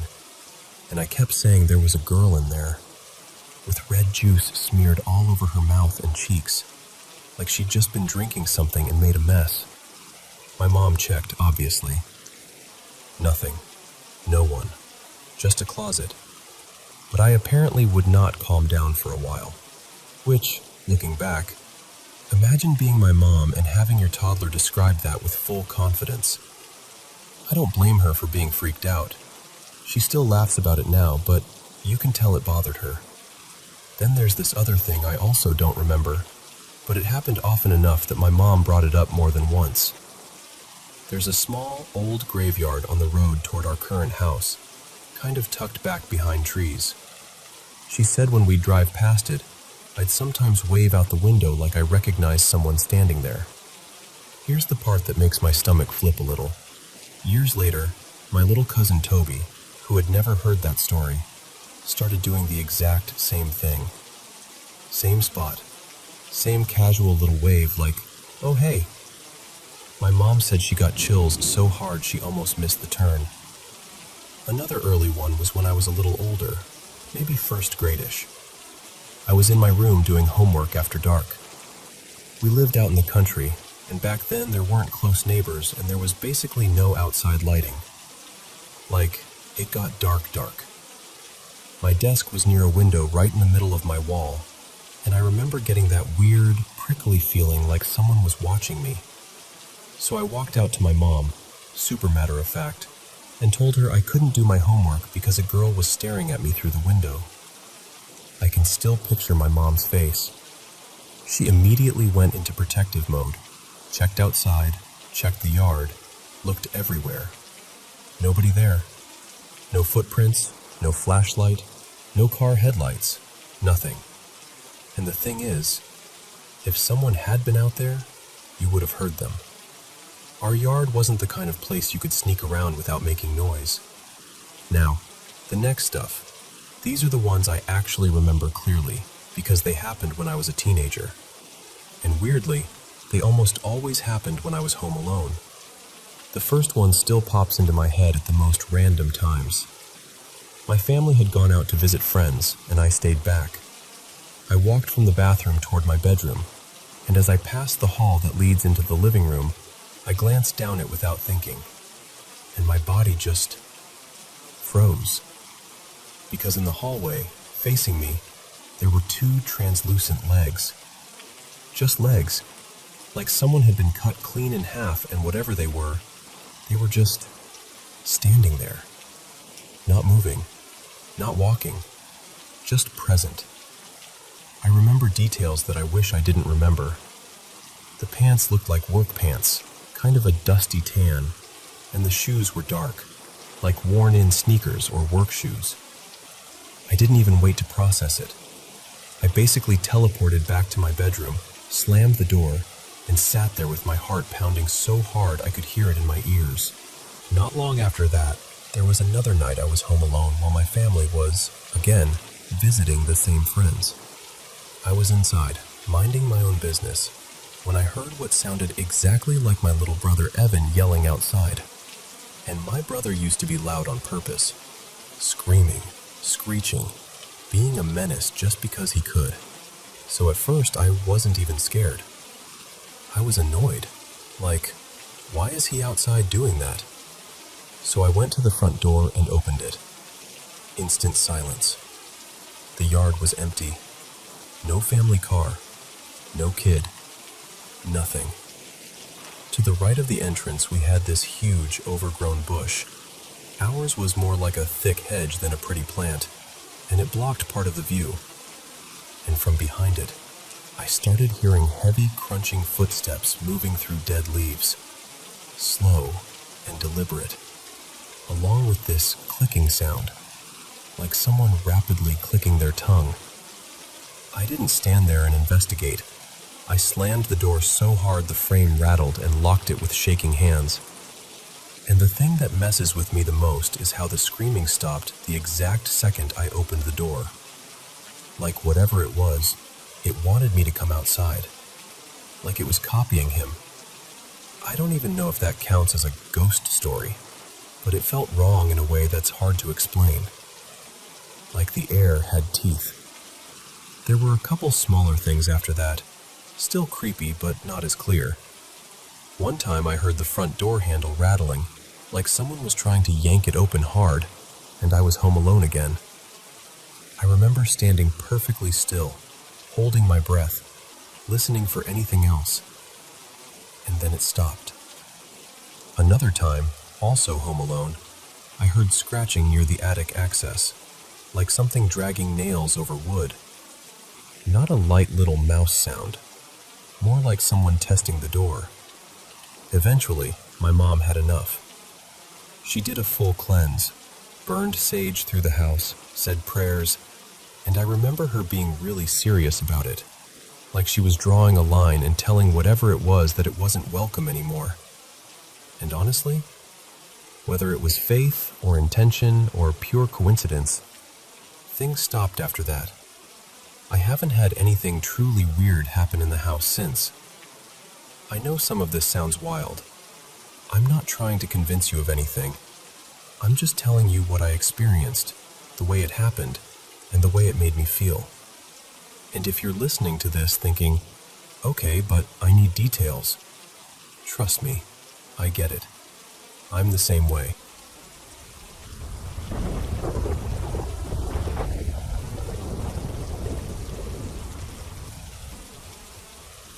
So, last Saturday was honestly one of the weirdest nights of my entire life. I'm still sat here trying to make sense of it, like my brain keeps replaying it and getting stuck on the same questions. Me and my friend Ollie are really into urbex, poking around forgotten places, old ruins, anything that's fallen off the map. We'd made this little hit list of spots around the Peak District, and we'd booked a small campsite not far from Bakewell, planning to crash out in his canvas bell tent after a night of exploring. One place we were excited about was an abandoned railway tunnel, long as anything, easily close to 1 kilometer, tucked away on the edge of private estate land. By the time we parked up and started walking, it had properly turned dark. No streetlights, no houses, just fields and hedgerows and that thick, rural kind of blackness where your eyes never quite adjust. Halfway across the fields, we stopped because the sky was ridiculous, like someone had thrown glitter across it. The stars were sharp, clear, bright. And while we're stood there looking up, I notice one star moving. At first I'm like, okay, satellite? But then it changes direction. Not smoothly either, more like it hesitates, then darts slightly. We keep watching and then there's another one, then another, and suddenly we're both spotting them everywhere. Like once you see one, your eyes unlock the rest of them. There were loads. I mean, genuinely too many to keep track of. They were coming from different parts of the sky, traveling in different directions, some of them speeding up, slowing down, making these odd little turns. They looked exactly like stars, white, high up, pinprick bright. Except stars don't behave like that. And we could tell it wasn't just our imagination because we saw normal stuff too. Planes way lower with the blinking lights, and even fireworks off in the distance at one point. These weren't either of those. This was something else. Now, I'll be honest with you. I've read way too much abduction and UFO stuff over the years. So while Ollie's stood there grinning like a kid, I can feel my anxiety climbing like a thermostat. Not panic, but that creeping, prickly feeling of, what if tonight's the night something happens? Ollie's like, come on, this is sick. Let's go see the tunnel. And I'm trying to match his energy, but inside I'm already half ready to run back to the car. We finally reach the entrance and step inside, and the tunnel is massive. The sound changes straight away. Our footsteps echoing, our voices sort of swallowed and thrown back at us. The air felt colder in there too, damp and old. We'd only been walking a short while when my nerves start kicking off properly. I'm thinking, this is stupid. Why are we here? What if something's down here? What if we get lost? Ollie keeps chatting and joking, totally calm, so I try to keep moving. At some point, my torch beam catches something on the ground. A rusty metal bar, maybe just over 1 meter long, flat at one end and jagged at the other. I pick it up and, trying to laugh it off, I'm like, right, I feel a bit safer with this in my hand. After a while, my fingers start going numb, so I lean it against the tunnel wall at a slight angle and go, we'll use it as a marker, so we know roughly how far in we are when we come back. Eventually, we reach the far end, and I'm actually buzzing, proud even, like, I did it. I pushed through the fear, nothing jumped out, no creepy whispering, No unseen footsteps behind us. Just a long, eerie walk through an old tunnel. So we turn around and start heading back. And this is the part where everything goes wrong. Then we spot the metal bar up ahead and I go, "There's my marker." We walk past it. Keep going. Still talking. And about a minute later, we see it again. Same bar. Same angle. Same section of wall behind it. We both just stop. Like our bodies did it before our brains caught up. We go quiet, staring at it, then at each other, then back at it again. I remember saying something like, "No, we literally just passed that." And Ollie, who'd been fearless all night, suddenly looks properly unsettled, like his face changed. He didn't even joke. He just went, "Yeah, we did." And I can't explain how that felt. It wasn't like, "Oh, we got turned around."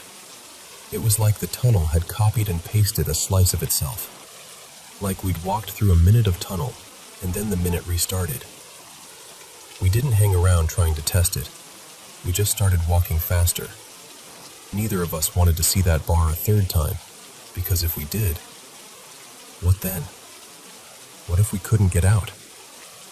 It sounds dramatic, but it genuinely felt like the beginning of some Blair Witch kind of nightmare.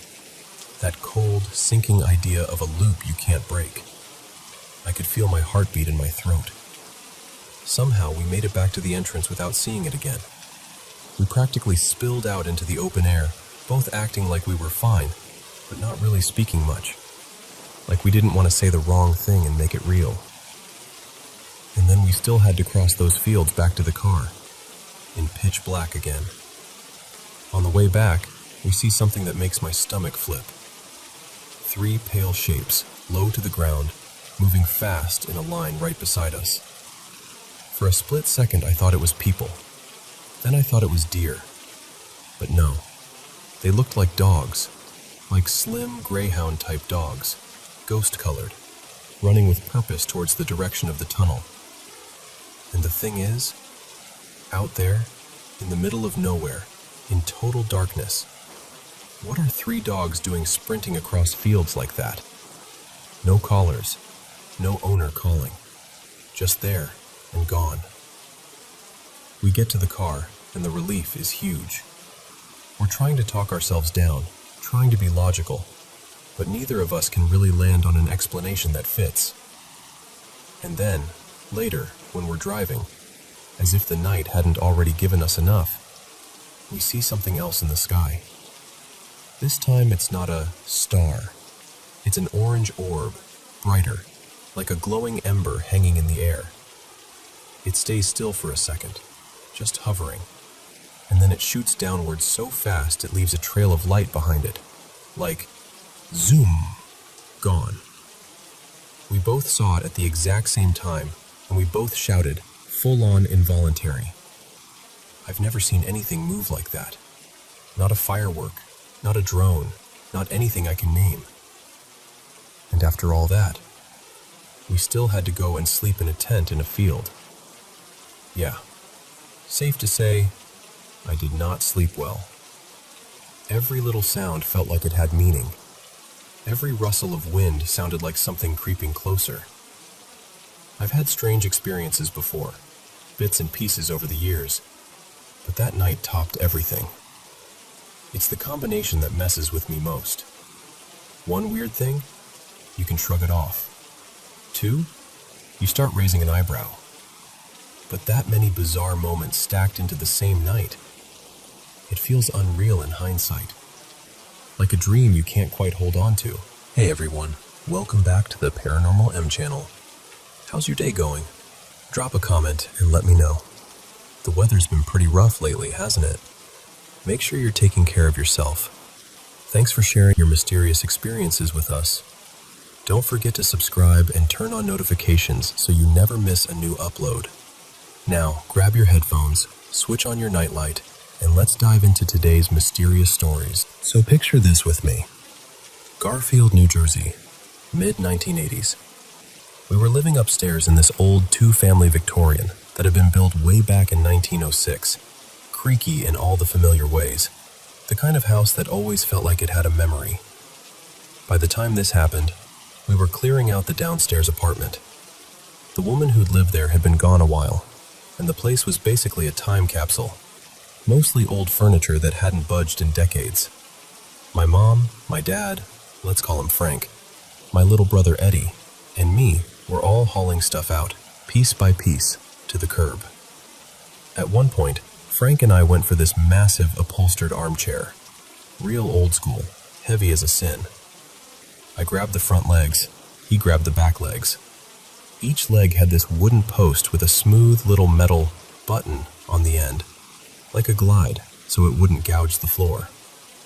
The second we lifted it, Frank yelped, like yelled, and dropped his end. I thought, splinter, has to be a splinter. But he's shaking his left hand and staring at his palm like he can't even process it. He goes, "You are not going to believe this, but I just burned my hand." And I'm like, burned? From a chair? But then I see it. In the center of his palm is this angry red welt, about the size of a big coin, perfectly round, like someone pressed a hot lid against him. We set the chair down fast and started poking around. And sure enough, the metal button on the end of that one chair leg was searing. Not warm. Not sunny windowsill warm. I mean, touch it and instant regret hot. Here's the part that messed with all of us. The chair clearly hadn't been moved in forever. You could see 4 deep dents in the carpet where it had been sitting, like it had belonged there. And the old lady who lived downstairs? We knew her well enough to know she wasn't scooting furniture around for fun. That chair had probably been in the same spot for 30 years, easy. So why was that one metal button scorching hot? We checked the other 3 legs, normal room temperature. We felt the carpet dents, cool. Just that single button on that single leg, like it had been heated from the inside out. Frank, being Frank, immediately went into problem-solving mode. His first theory was something like electrical induction, maybe a wire under the floor, maybe something in the wall. So we pulled the carpet back. No wiring under that spot. Then we measured the exact location and went down into the unfinished basement to see what was directly beneath it. Nothing. No junction box, no conduit, no hidden cable. The nearest main wiring was a couple meters away, clearly visible along the joists. That basement wasn't finished. There was nowhere for anything sneaky to hide. By then, the button cooled enough that we were able to drag the chair out to the curb. But of course, now we were obsessed. We tried to recreate it. We slid the carpet back into place, and we started testing the little depression like it was a science experiment. We dropped coins in it. We set a few small metal objects there. Nothing heated up. Nothing even got warm. It was like the chair leg had been the only thing that caught whatever happened. Then I got this idea and grabbed a compass. I rigged it up in this dorky way. Compass tied to a string attached so I could drag it smoothly over a board laid flat across the spot. And every single time I pulled it across that exact point, the needle jumped. Not a tiny twitch either, like a real deflection, around 20-something degrees. Didn't matter what direction I dragged it from. Same result. And then my mom, let's call her Marilyn. She's the one who made it even stranger. She takes the compass and holds it higher, around chest level, and walks slowly across the room. And the needle still reacts. She backs up, walks across again. Same thing. She goes real quiet. It's not just in the floor. It goes up. And then she says something I still can't quite explain. She could feel it. Like a gentle but distinct sensation of heat rising in a narrow vertical column right from that spot. Almost like standing over a vent that wasn't there. So now we're measuring like lunatics. We mark the spot downstairs, then go upstairs to our own apartment and measure the exact same location. And sure enough, right in our living room, right in front of the TV, that same compass jump, that same weird, warm column feeling if you stood there long enough. And when we checked the basement beneath that, same thing again. It wasn't random. It was like a line through the building. Basement, downstairs apartment, our place upstairs, stacked perfectly. The only reason we'd never noticed it before was because the spot upstairs was in this annoying place where nobody ever put anything. It was basically the don't block the television zone. But once we were paying attention, we realized something else. There was this faint line in our carpet that hadn't been there when it was installed years earlier. The carpet was this speckled salt and pepper kind of pattern, and we'd always assumed that line was some sort of lighting shadow from the front windows. But up close? No. The carpet fibers along that line were actually tilted, like they'd been brushed or pushed in one direction, on a clean, straight path running through that exact spot. It stretched farther one way than the other, fading out after a short distance. And here's what really got me. The compass didn't react anywhere else along that fiber line, only at the precise point, the hot button point. Like the line was a scar, but the spot was the wound. Now, the last part. The part that makes my stomach do this weird little flip even now. Because this wasn't the first time something strange happened there. Flashback a few years earlier, late 70s. I was about 11, and I was always tinkering with stuff. We had this little makeshift workshop area down in the paved section of the basement, and I'd be down there messing around with tools and parts like I was building something important. One night, I'm down there alone. It's quiet, basement quiet. And for no reason I can explain, I look up toward the darker end of the basement, and I see him. An old man, running toward me, holding a flashlight. He looked panicked, like he was rushing to warn somebody. He was wearing one of those old worker caps, the kind you'd imagine on someone from another era. It lasted maybe a second, maybe less, because as he ran forward, he just vanished. Not faded away, not turned a corner. He disappeared right in front of me, like a film cut. I remember freezing so hard I couldn't even breathe right for a moment. Then I bolted, full speed, up the basement steps. And years later, standing there with my family watching a compass needle jump and feeling heat rise from a spot in the floor, we realized something. The place where that old man appeared, where my eyes first caught him moving out of the darkness, was that same exact point. The same pinpoint in the house. The same vertical column through the building. And I'll tell you the honest truth. I don't know what it was. I still don't. We tried to explain it every logical way we could, and nothing fit cleanly. It left its mark, literally, on Frank's hand, and in my memory.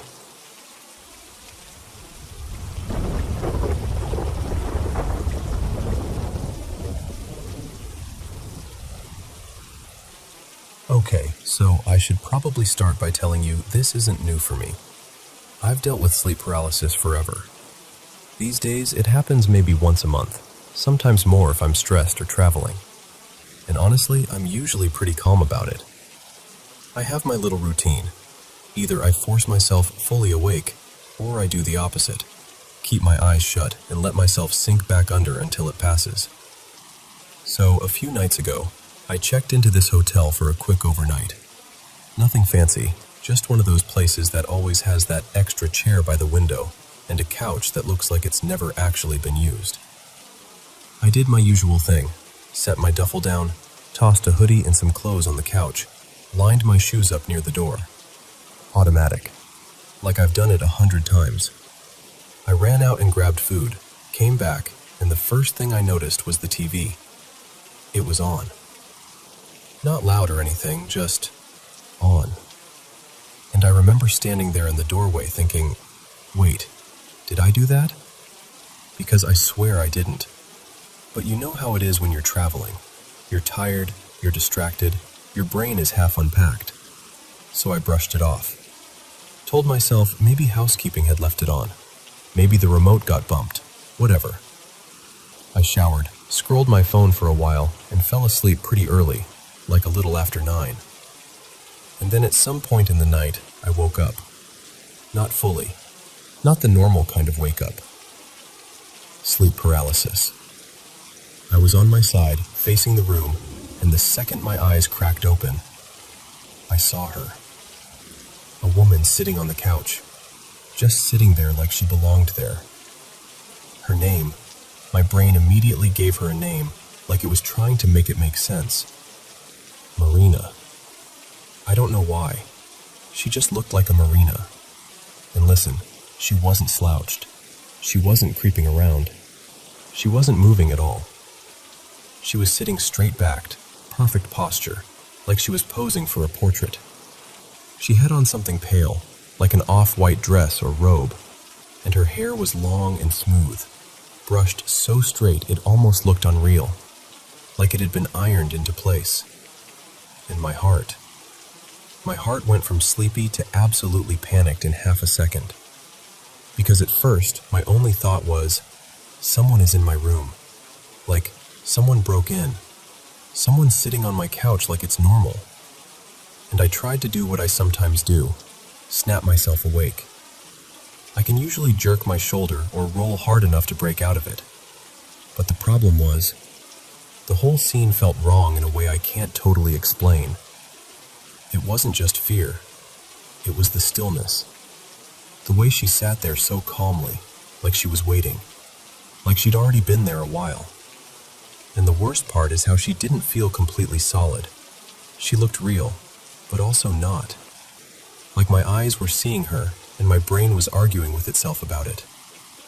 So I froze, and I thought, if I fight this and I wake up, she'll hear me. I know how irrational that sounds, but when you're stuck in sleep paralysis, your mind plays by its own rules. And in that moment, it felt safer to do the thing I do when I'm too afraid to force myself out of it. I closed my eyes.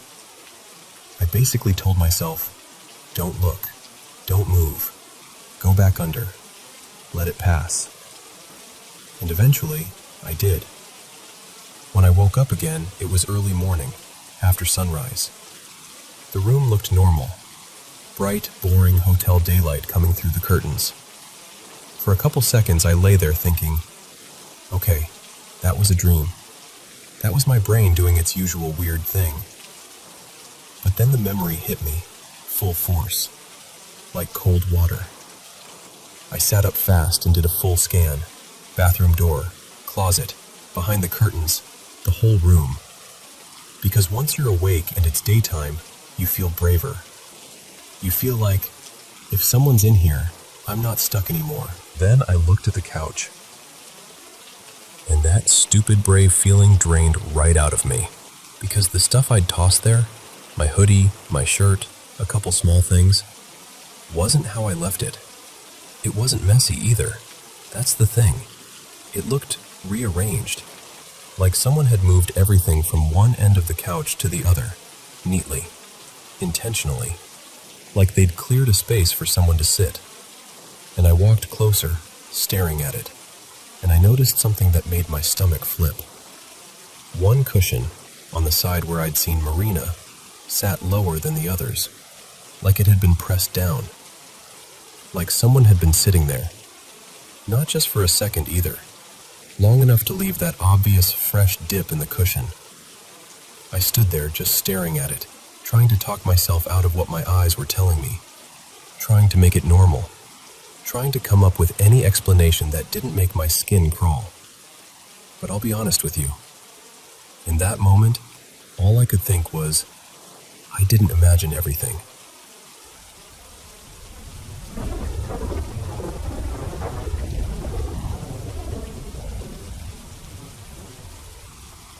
Okay, so before I get into the really vivid parts, I should tell you something that's kind of a running theme in my family. Weird sleep stuff isn't new for us. My mom's talked about it, my aunt has, my cousin too. And I've had my own share since I was little.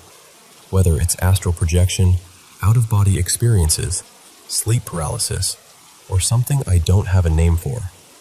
Honestly, I'm still not totally sure what category it fits into. What I do know is this: these experiences don't feel like regular dreams. In normal dreams, things shift around, the setting changes, the logic is dream logic. But these always happen where I'm actually sleeping, or at least in the exact same building. Same hallway, same room layout, same sense of this is real life, even when I'm not fully awake. And it's usually at the same times you'd expect.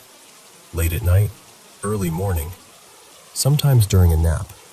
A lot of the time, it starts with that awful paralysis. But it's not the classic, can't move and see a figure in the corner. For me, it's like something grabs me. Not hands, not anything I can describe clearly. Just this force.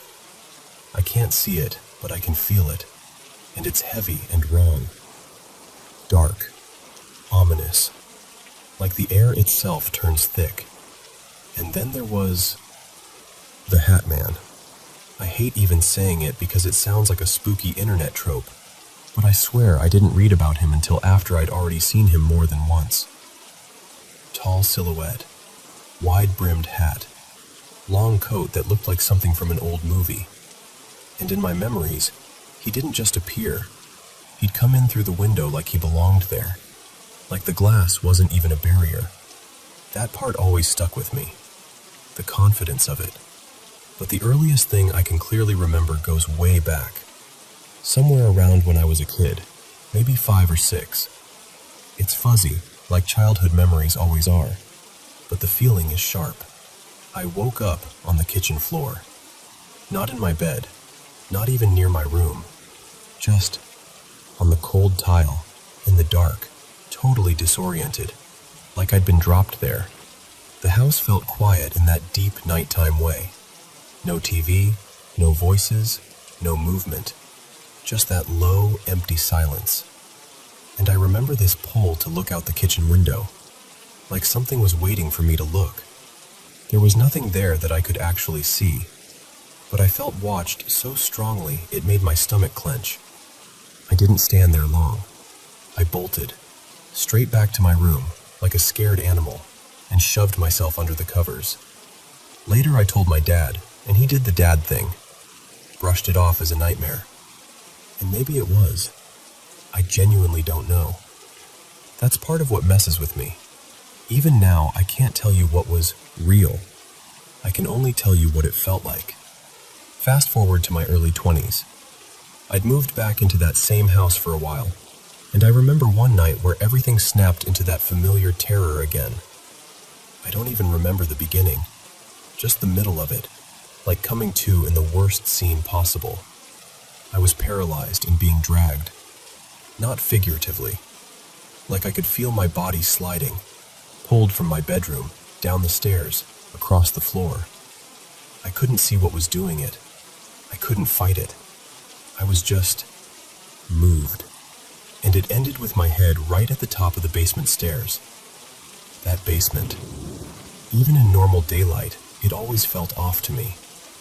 Not like haunted house dramatic. Just wrong in a subtle way. And the thing is, other people have said it too. Friends, my cousin, even my partner once, casually like, yeah, there's something weird about that area. It wasn't even a creepy basement. There were windows. It wasn't some dungeon space. So it didn't feel like a basements are spooky cliche. It felt specific the second I managed that. I woke up for real. More recently, I live in the lower unit of a duplex. Different place, different layout, and still, same kind of experiences. A few months ago, I woke up in that gray pre-dawn light, when the sky is just starting to fade from black to blue. My bedroom door opens into a short hallway, and I always keep that hallway door shut. Always. But in that moment, I felt someone, something, in the main room beyond it. Not the heavy, dark presence this time. More like my brain went straight into intruder. Someone's in my house. So I did what you do when adrenaline takes over. I got up, angry, shaking, ready to confront whoever was out there. I reached for the bat I keep near the bed and marched to the door like I was about to defend my life. I opened it, and sitting at my table, like she had every right to be there, was a woman dressed in white, just calmly seated, smiling at me in that dim morning light. It didn't feel like the other presences. It wasn't pressing down on my chest. It wasn't the basement feeling. It was uncanny in a different way, almost gentle, which somehow made it worse because it didn't match the situation in my head. I don't remember what I said. I just remember swinging the bat, and the moment I swung, it vanished. Not dropped, not missed. It literally disappeared out of my hands like the action didn't belong in the same reality as her. That's when shock hit me so hard I think it snapped the whole thing apart, because I woke up right after. And honestly, what freaks me out the most about that one is that I wasn't even scared of a spirit. I was scared of a real person breaking in, and the experience still slid into that impossible space anyway. And then, last night. Last night was the worst one in a while. I couldn't fall asleep for hours. You know that miserable kind of night where you keep checking the clock and every time you do it feels like you've lost a bet? I was tossing, sweating, flipping the pillow, trying everything. Eventually I must have dozed off, but the second I did, it was like I dropped straight into that same place again. Same dark presence. Like it was waiting. I was paralyzed, but instead of being dragged, I was lifted. My body rose off the bed, stiff and helpless, like I was being held up in the air. My arms were out, like a T-shape, and my head hit the ceiling with this sickening thud that I still feel when I think about it. My partner, Milo, was there in the room, trying to pull me down, trying to snap me out of it. And he was talking to me, telling me to focus on love, on good things, to push against it with something brighter. And then I saw it. On the other side of that hallway door, down near the floor, there was a shape, like a shadow that was thicker than shadow should be. And fingers, long, clawing fingers, were curling under the gap between the door and the floor, scraping and reaching like it was testing the boundary. That image is burned into me. I woke up after that, completely shaken, and I didn't even sit up. I just laid there in the dark, wide-eyed, silently trying to fill my head with anything positive, like I could build a shield out of sheer will. And eventually, somehow, I fell asleep again. Those are the ones that stand out the most.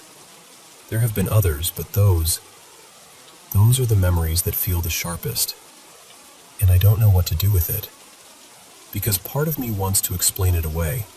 Sleep paralysis, stress, half-dream states, the brain doing weird brain things. But part of me can't ignore how consistent it is. The locations, the timing, the feeling of presence, the way it follows me even when I move. So I guess I'm telling you all this because I don't know. I want to know if anyone else has lived in this in-between space too. If there's a way to make it stop, or at least make it less terrifying.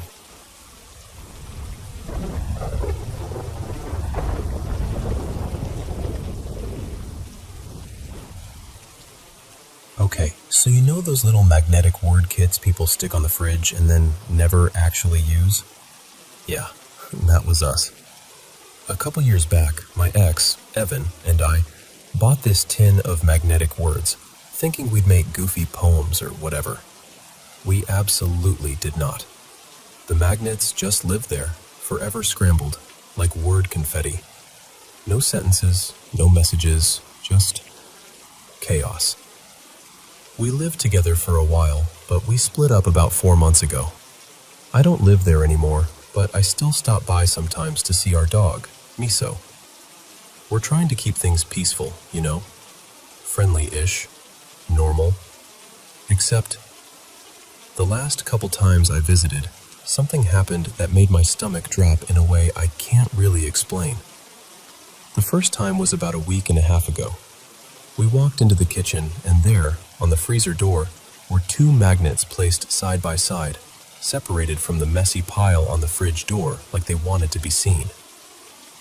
Goodbye and friend, just sitting there like a neat little sign-off, perfectly aligned, no crooked edges, no weird spacing. It looked intentional in the creepiest, calmest way, like someone took their time. Evan and I just stared at it for a second, and then we did that thing people do when something freaky happens and they don't want to admit it's freaky. We laughed. Nervously. We were like, okay, weird coincidence, and we tried to move on. But then it happened again. This time, it wasn't on the freezer. It was on the fridge door, and the words weren't side by side. They were stacked vertically, like a little poem going down the door. I left you a blessing. Again, isolated from the rest. Again, lined up so clean it looked like somebody used a ruler. And that's the part that makes my skin prickle. Because if you've ever had those magnets, you know they don't naturally end up like that. They slide, they tilt, they leave tiny gaps. This was placed. And here's what makes it worse. There basically hasn't been anyone in the house. Evan swears the only other person who's been inside recently is his coworker, Mariah, and she's not the type to pull some elaborate prank and then just never confess.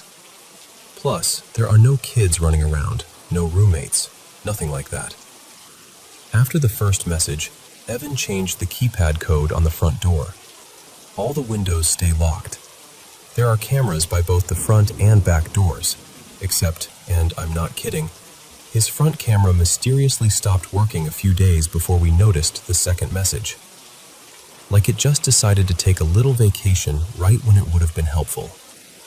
And of course, before either of us thought to take a photo, Evan got frustrated and ripped all the magnets off the fridge and threw them back in the tin. So now we don't even have proof, just the memory of it, which is somehow even more maddening. Evan is convinced I did it, like I'm messing with him. And I get why he'd think that, because, yeah, while he was out of town a couple times, I came by to feed his cat, Juniper, and check on Miso. So in his mind, I had the opportunity. But honestly, I wish I could tell him it was me, because that would mean it's not whatever this is. But I'm not taking the blame for something I didn't do. And I'm not playing games with him like that. I'm freaked out too, maybe more, because I don't even live there anymore and I still feel like it followed me out into my thoughts. And it's not like the house is totally quiet and normal otherwise. There have been little things over the years that I always brushed off. Stuff falling in the garage when no one's in there, the occasional knock at the front door, and then nothing when you check. But now I keep replaying it. And the history of the house doesn't help. Evan told me the previous owner's husband passed away there, like mid-2000s, and the woman who sold the house was really old, in her 90s. I don't even know if she's still alive now. So yeah, I've had the thought. The one you don't want to have because once you say it out loud, it feels too real. What if it's not random? What if something is still there and magnets are just the easiest way to leave a message? The weird part is, nothing else is dramatically haunted. The dog and cat don't act strange. There's no cold breath on your neck, no doors slamming on their own, none of the movie stuff. It's just the words. Just these quiet little sentences on the fridge, lined up like someone trying to be polite about it. And that almost feels worse.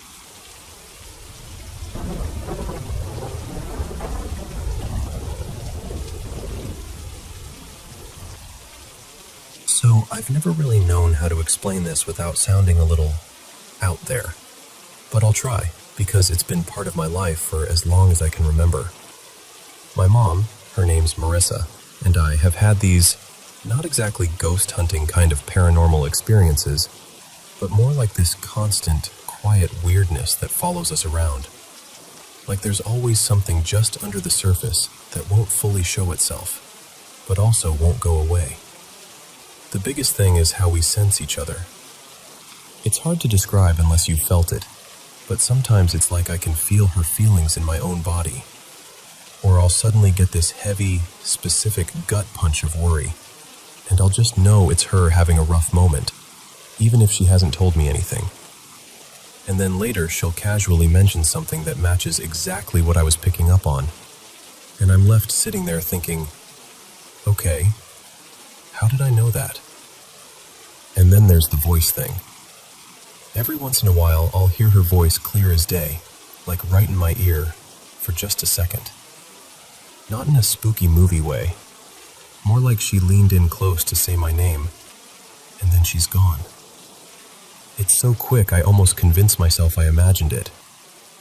But almost every time it happens, I end up texting or calling her, and she'll answer with something like, "This is so weird, I was literally just talking about you." And she'll say it so casually, like that's a normal thing to happen, while I'm just staring at the wall getting chills. But the strangest thing we've ever had happen, hands down, was a shared dream. One night, I had this nightmare where my mom, my little brother Eli, and I were at this splash pad near a park. It was one of those summer evening scenes, the kind that should feel safe. In the dream, Mom was impatient, like we'd stayed too long and she wanted to go home. I kept whining, begging for 5 more minutes, and she was calling my name, annoyed but also distracted. She buckled Eli into his seat, and then she turned her back for just a moment to look for me again. And in that moment, this man, like he'd been waiting, slid into the driver's seat and started the car. I remember the sound of the engine turning over. I remember my mom's face changing in an instant, like her whole reality shattered. She screamed so loud it felt like it rattled my bones, and she ran after the car sobbing, yelling for Eli, banging on the window. I woke up shaking, heart racing, the kind of nightmare that sticks to your skin. I tried to shrug it off the next morning. Bad dreams happen, right? But at breakfast, Eli was quiet and cranky, and finally he blurted out, "I had a bad dream. A man took me away." Just said it like that, like it was still happening. I swear my stomach dropped straight through the floor. Mom looked at me. I looked at her. And within a couple minutes of us talking, it became obvious. All 3 of us had basically dreamed the same thing that night. Same fear. Same "a man took him" theme. Same panic. I can't even tell you how unsettling that was in the moment. But also, oddly, how it cemented this feeling I've always had, that we're connected in some way I don't understand. And it's not just dreams. A while after that, I was living a few hours away from her, and I had this anxious feeling all day that something had happened at home. Not a general anxious vibe, very specific. I kept picturing our cat Juniper outside, lost. It made no sense. I hadn't thought about Juniper getting out. There was no reason for it, and I'm not exaggerating. Within minutes, my phone rang. It was Mom, and the first thing she said was, "Don't freak out, but Juniper somehow slipped out the back door. We can't find her." I remember just sitting there staring at my phone after we hung up, like, what do you even do with that? Then there's my grandpa, Raymond, my mom's dad. He has this soft spot for both of us, and he's admitted it, which cracks me up because he tries to act tough. He says we remind him so much of his own mother, this woman named Adeline, that it's eerie. Apparently Adeline died long before I was born, long before my mom was born too. But he swears Marissa and I have her same expressions, her same tone of voice, even similar mannerisms. He and my grandma are getting older now, and keeping up with the house is harder, but Grandpa refuses to move. And the reason he gives isn't money or nostalgia. It's that he genuinely believes Adeline is still in that house. He says he hears her sometimes, sees her sometimes, Not in a scary way, more like she's checking in, like she never fully left. And here's the part that makes my arms prickle. My mom has been told before, more than once by different people, that there's an older woman spirit around her, protective, watching, and that sometimes the presence shifts toward me, like it's keeping an eye on both of us. I felt things in my own home too. That classic feeling like someone is standing just out of view, watching you. Not threatening, just present. I'll hear weird little sounds that don't quite fit. A creak that isn't the normal settling of the house. A soft knock where there shouldn't be one. And sometimes, if it gets too much, I'll literally speak out loud, kind of gently, kind of firmly, and say, "Okay, I know you're here, but can you please stop?" And then it stops, like I flipped a switch. There have also been nights where I wake up dead asleep because I'm sure someone called my name. Not like a dream voice, like someone right by the bed. I'll sit up, heart pounding, listening, and there's nothing. Just quiet. But I'll be honest, none of it really terrifies me. If anything, it feels familiar, almost comforting. Like whatever this is, whether it's intuition turned up to 100, or some kind of spiritual thread between us, or something I can't name, it doesn't feel evil or dark.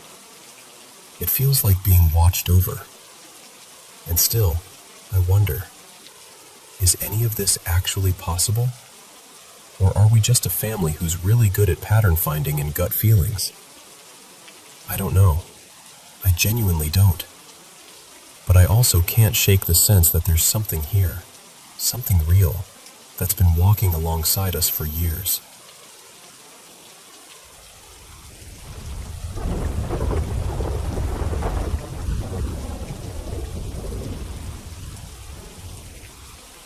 Okay, so for context, I'm not exactly living in some spooky hotspot. It's a pretty normal area, but every once in a while, something happens that genuinely rattles me. Like that time I heard someone calling my name in my mom's voice when she wasn't even home. Or the string of dreams I kept having that felt way too aware. This happened about 4 months ago. Back then, I barely knew anything about astral projection. I'd read just enough to feel cocky, which, looking back, is always a bad sign. And I made one massive mistake right from the start. I didn't do my usual protective routine. I didn't pause, didn't ask my guide, her name's Celine, for protection. I just went for it. I was in my bedroom, lights off, sprawled out on my bed like a starfish. And the silence in there was so thick it felt like it had weight. I started the way I'd heard you're supposed to. Slow breathing, then focusing on different parts of my body one by one. Like, okay, shoulders, relax. Hands, relax. Just trying to let everything go. Then I pictured my room in my mind, like I was standing inside it. And I imagined a rope hanging in front of me, just like those tutorials say, and I pulled myself upward. And I swear to you, it worked immediately, like way too easily. I was standing in my room, but it wasn't my room the way I knew it. It was darker, not just lights off dark, darker than that. Normally, even with the lights out, there's still street light leaking through the blinds. But now, that glow was gone, completely. And the only light in the room was this single flashlight that hadn't been there before. Not lying on the floor, not in a drawer, just there, like it had always belonged there. The beam was the strangest part. It was tight and unnaturally focused, aimed straight into the far corner of my room, like someone had set it up to point at something specific. Everything outside that beam wasn't shadowy, it was just black, like the rest of the room had been erased. I didn't touch the flashlight. I didn't even step closer. Something about it felt like a trap, like if I picked it up, I'd be agreeing to something I didn't understand. So I opened my door and stepped into the hallway. The hall was brighter, but not in a comforting way. Everything had this dark blue tint, like I was seeing my house through tinted glass. It was still my hallway, but it felt filtered, distant, like the house was wearing a mask. And then this wave hit me. I have really bad arachnophobia, like the kind where a sudden spider can make my whole body go cold. And there's this specific sensation I get sometimes when I walk into a room and my brain goes, there are spiders here. Not exactly dread, but dread-shaped. That's the only way I can describe it. That same feeling crawled over me the second I left my bedroom. I tried to ignore it and kept moving. I started down the stairs, and the moment my foot touched the first step, I heard a whisper right by my ear. It sounded like an older man trying to do a baby voice, and it said, very softly, "Hi there." I froze so hard it felt like my entire soul locked up. But I didn't look behind me. I don't know why. Instinct, maybe. Some part of me was like, if you turn your head, it becomes real. So I just kept going down the stairs like I hadn't heard anything, like I was totally calm and normal, even though I absolutely wasn't. The living room had that same blue sheen. Nothing jumped out at me right away, so I did what I always do when I'm nervous. I went to the window. I pulled the blinds aside and looked out, and there was nothing. And that's when I remembered the basement. I had literally told myself before I started, do not go near the basement. Because even in the daytime, I hate it down there. The air feels wrong. The shadows feel too patient. But of course, my curiosity won. I told myself I'd just peek. Just a quick look. Just enough to confirm whether it felt different in that state. I leaned into the basement stairwell. Same blackness as the window. The same impossible, heavy absence. And I didn't even hesitate. I backed away so fast it was like my spirit tripped over itself. Nope, absolutely not. Whatever that was, it was down there, and it didn't want to be observed. At that point, I should have ended it. I should have gone straight back to my body. But I'm stubborn. And I've always had this reckless streak where my curiosity overrides my self-preservation. So I thought, okay, what about outside? I went to the back door and opened it just a crack. Through the blurred glass, it still looked black out there. But the second the door opened, I could see fine. Like the outside world snapped into focus. Everything looked normal. My yard, the fence, the street. All of it was there. And then I noticed something in the road. Just barely, in the corner of my eye. A figure. Standing in the middle of the street, way too still. Like it had been paused. I tried to get a better look, and I made the dumbest possible choice. I stepped outside. The moment my foot crossed the threshold, nausea slammed into me like I'd been poisoned. My stomach lurched, and for a second I thought I was going to collapse right there. I steadied myself, looked up again, and the figure was closer. Not by much, maybe a foot, but it hadn't walked. It hadn't shifted. It was just nearer, like it had glitched forward. That was it. That was the moment panic fully took over. I ran back inside, bolted up the stairs, and practically launched myself into my bedroom. And there I was. My body, still on the bed, still sprawled out exactly how I'd left it. I climbed back onto myself like I was diving into deep water, and I started focusing hard. Hands, feet, breath, heartbeat, anything that felt physical, anything that could anchor me. And then I woke up. And I'm not being dramatic when I say my body reacted like it had been through something real. I stumbled to the bathroom and threw up immediately. Not once, over and over. It was like my stomach was trying to purge something that didn't belong in me. I kept vomiting until I was shaking and my eyelids felt impossibly heavy. But I didn't want to sleep. Not that night. Not the next night either. Honestly, for days afterward, I was scared to close my eyes, because some part of me kept thinking that if I slipped under again, that thing in the road would already be waiting, and it wouldn't stop at a foot closer.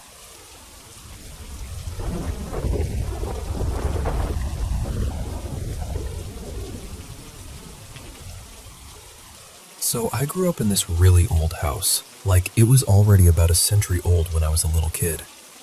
By the time I'm telling you this now, I'm in my mid-20s, and my younger half-brother is still in elementary school. In that house, it had a way of doing things that made you pause. There were the small, annoying, weird moments first. Cabinets would be shut tight, and then you'd hear them clack open in the middle of the night. A neat stack of plates would end up scattered across the counter, like someone had just swept an arm through them. Once, our treadmill clicked on by itself. No one nearby, no pet bumping it, nothing. Those kinds of things that you can almost laugh off, but they still leave that little cold dot between your shoulders. But the thing I can't shake, the one my family still brings up, is something I said when I was really little. I was about 3, maybe 4. My bedroom door faced this corner of the hallway, and on the ceiling there was this small glass light fixture. Nothing fancy, just one of those old, slightly cloudy glass lamps that always feels a little too dim. One night, I'm in bed, settling down, and I look at my mom and say, super calmly, like I'm asking for water, "Can you leave my door open just a little, so I can see the gray man and the quiet little boy in the hallway?" And my mom, obviously, freezes. She tries to play it cool, but she's instantly unsettled.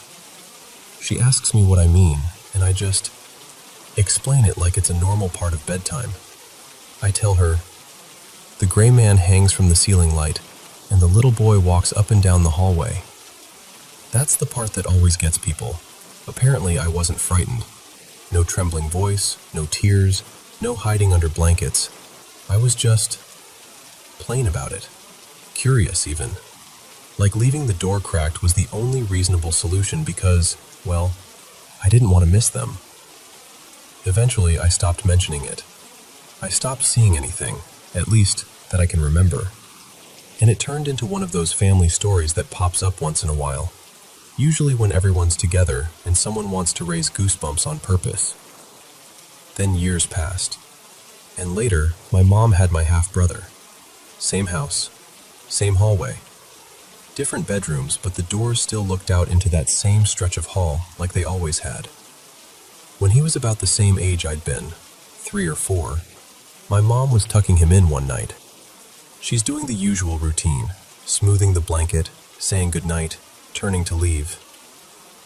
And he glances past her into the hallway and goes, really casually, "Oh, that little boy's back." Just like that. Like he's talking about a cat wandering through. My mom's stomach drops. She asks him, "What little boy?" And he shrugs. Again, not scared, not upset, not even especially interested. Just certain. The boy who walks in the hallway. When she told me, I felt this weird mix of chills and something else. Not exactly fear. More like that dizzy feeling you get when 2 puzzle pieces suddenly click and you weren't expecting the picture to be real. Because here's the thing. I never told him that story. Not in a way a little kid would absorb anyway. And my mom wasn't the type to sit there and plant creepy ideas in his head. Yet he described the same kind of presence. This small boy moving up and down that same hallway. And he did it with the same calm, matter-of-fact tone I apparently had. It's strange, right? 2 kids, years apart, same house, same hallway, and the same kind of casual certainty that someone else was there. And I still wonder about it.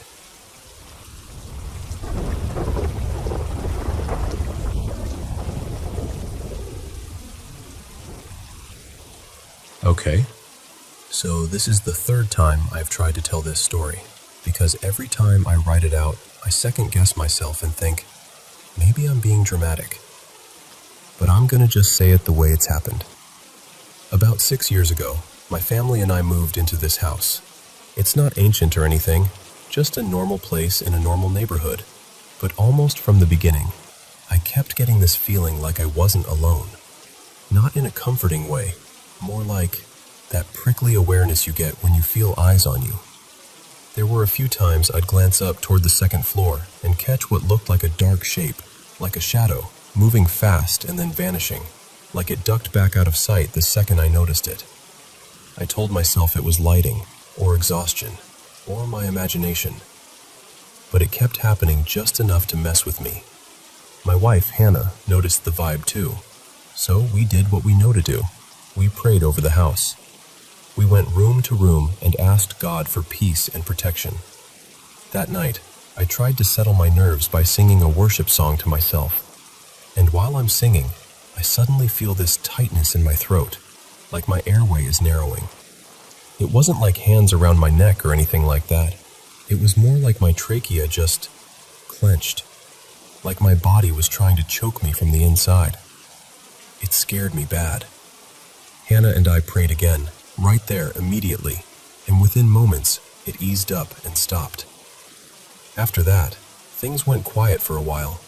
At least, quiet in the sense that nothing big happened. But the house always had sounds, pops, clacks, that almost footstep rhythm you hear sometimes at night. I kept chalking it up to a house settling, especially because the place was a couple decades old. And honestly, we were tired. We had little kids. Tired parents hear weird things. When our oldest, Millie, was around too, she'd do that thing toddlers do. She'd just stare at nothing. Like she'd be watching something you can't see. We laughed it off at first. Kids do that, right? Then our second, Nora, went through the same phase, and that still didn't feel like proof of anything, but it did add to the uneasy feeling, like another little pebble dropped into the pile. Then our neighbor across the street passed away, and not long after that, we started getting knocks at the front door. Not the casual tap-tap, real knocks, like someone expecting you to answer. But every time I went to check, there'd be nobody there. I blamed it on kids messing around. Ding-dong ditch. Easy explanation. I wanted an easy explanation. Another thing too, Hannah and I would sometimes feel our energy just drain out of nowhere. Like we'd be fine, then suddenly it was like someone hit a switch and we were both exhausted at the same time. Again, we joked about it. Parent life, you know? 2 little kids will do that to you. But then, this past fall, after my grandfather died, something shifted. And that's the part that's hard to explain, because my grandfather and I weren't super close, and he never even came to this house. So I'm not saying it's connected like some movie. I'm just saying the timing lines up with when everything started feeling heavier. A couple months after that, I was putting the girls down for a nap. I was sitting on the edge of their bed, leaning forward a little, and the top of my head was just an inch or two from the wall.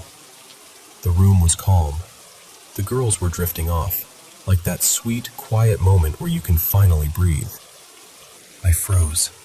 My whole body went tight. I stayed in that room for another 20 minutes, just sitting there in silence, watching and listening like an idiot, trying to make sure nothing else happened. The pain lasted maybe a minute, then faded, but the fear stayed. Eventually, when nothing else happened, I went downstairs, trying to act normal, but I was rattled. A few weeks after that, something else happened that made my skin crawl. There was this small tool attachment set, little bits, in a rubber organizer. It had been sitting in the same spot for at least a month without shifting, and one day, in the middle of the room, it just fell hard, like it got knocked with purpose. It wasn't a gentle slide. It dropped and smacked like someone flicked it off the surface. My dogs were right there, and they both startled like they'd been spooked by something they couldn't see. And I'll tell you, the hair on the back of my neck stood up so fast, it was like my body knew before my brain did. I went over, checked the surface, checked if anything was vibrating, checked if something could have slipped, and nothing made sense. The dogs did not want to be in that area after that. They kept looking toward the hallway and backing up like, nope. So I put them in our bedroom and tried to move on with my day. but I couldn't shake that feeling of being watched again. And then there was this weird thing with the girl's pedestal fan. One morning, we found the front shroud sitting down on the blades, like it had come loose and dropped into the spinning part. The motor was burnt out. When I touched the back of it, it was still warm. Way too warm. So I unplugged it immediately. What bothered me most wasn't just that it broke, it was how it broke. That shroud isn't something that just falls off. You have to twist it to unlock it. And there wasn't anything nearby that could have fallen and knocked it loose. No toys stacked up against it, no shelf above it, nothing. Since then, it's been back to the ongoing stuff. The pops and knocks. The occasional sense that something is just present. I've tried doing random video checks, even walking up to the girl's room with my phone recording like, okay, if something's happening, let me catch it. But nothing ever shows up when I'm looking for it. It's like it only happens when it wants to. And I'm trying to handle this the way I know how. I've prayed the Lord's Prayer in every room. I've spoken out loud that anything not of God is not welcome here. I'm not messing with Ouija boards or any of that. I'm not opening doors I can't close. I'm just trying to protect my family and get peace back in our home. So that's where I'm at. I don't know if I'm dealing with something spiritual, something psychological, something environmental, like wiring or vibrations or who knows. I just know this. I don't feel crazy, and I don't feel at peace. And I'm looking for a way, as a Christian, to make whatever this is, leave us alone.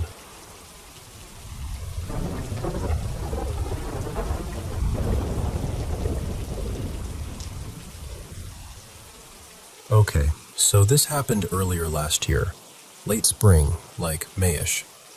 I remember because the air had that weird in-between feeling, not quite warm, not quite cold.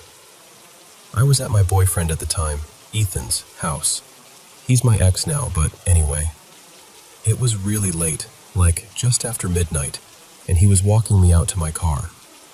My car was parked on the street, right in front of his place, maybe, I don't know, 30 or 35 feet from the front door? Close enough that you could still talk without shouting, you know? So we're at the end of the driveway, and he leans in and kisses me goodnight. And then, like at the exact same time, we both notice something in the window right next to the front door. There's a light on inside the house, but it's dark outside, so it's this perfect, awful contrast. You can clearly see a figure standing there. Tall, too tall, like around 6 feet, and really thin, almost like it didn't have the right proportions for a person. At first, Ethan just kind of reacts automatically. He's like, "Dad?" Not out loud, but you can tell that's what he thinks. He even throws his hands up like, "What are you doing?" Like it's his dad silently judging him through the window or something. And then it gets weird, immediately. The figure steps sideways, behind the doorframe, so it's gone for a second. And then, it starts to peek out. Slowly, like just the edge of a head appearing from behind the door. Then it snaps back out of sight. Then peeks out again. Then snaps back again. Over and over, like it's playing this sick little game. And I swear to you, the moment it started doing that, my entire body just froze. I got this horrible, crawling chill that shot straight down my spine. Not like, oh, that's creepy, but like, my body was reacting before my brain could even catch up. Pure danger, pure terror. I couldn't speak. I couldn't move. I didn't even think to grab my phone, which is insane because I'm the type of person who'd normally be like, record it, record it. But my mind was completely blank except for this feeling of, do not go closer. It did the peeking thing for maybe 20 seconds, half a minute. It felt longer, but I think that's just fear messing with time. Then it slid out of view again, behind the doorframe, and it stayed gone. And for a moment, it's just me and Ethan standing there in the driveway, staring at the window like idiots, whispering stuff like, "What the hell was that?" Because what else do you even say? It's out of sight for maybe another 30 seconds. Then it comes back. But this time, it's lower, like it's crouched down or on its knees. And this is the part that I can't shake. I can still see it when I close my eyes, because it starts thrashing its head from side to side, violently. Not like a person shaking their head, no. Like something jerking and snapping in this frantic, unnatural way. Like it's trying to distort itself on purpose. Like it's performing. And the feeling that hit me in that moment, God, I don't even know how to describe it. It was the most dreadful feeling I've ever had. Like the air got heavier, like something was pressing on my chest. And I knew that it was watching us. It knew we could see it, and it wanted us to understand that. Like it was saying, without words, yes, I'm here, and yes, I see you seeing me. And then, it didn't step away. It didn't move behind the door again. It just vanished, like it simply wasn't there anymore. We each grabbed a kitchen knife. Ridiculous, I know, but we were terrified and trying to feel less helpless. And we checked the whole place. Nothing. No open door, no hiding spot, no sign anyone had been there. And his parents were asleep in their room. We could literally hear his stepdad snoring through the wall. Like deep, dead-to-the-world snoring. And standing there in that quiet house, with everything totally normal, it almost made it worse, because it meant there wasn't an explanation that made sense. That house had always felt a little off, like there were other weird moments before that night. Little things, but nothing even close to what I saw in that window. I honestly don't know what it was. I'm not going to sit here and claim I have some perfect answer, but I know what I felt, and I know what I saw. And whatever it was, it didn't feel like a person. It felt like something else entirely. Something real and aware, and absolutely not meant to be there.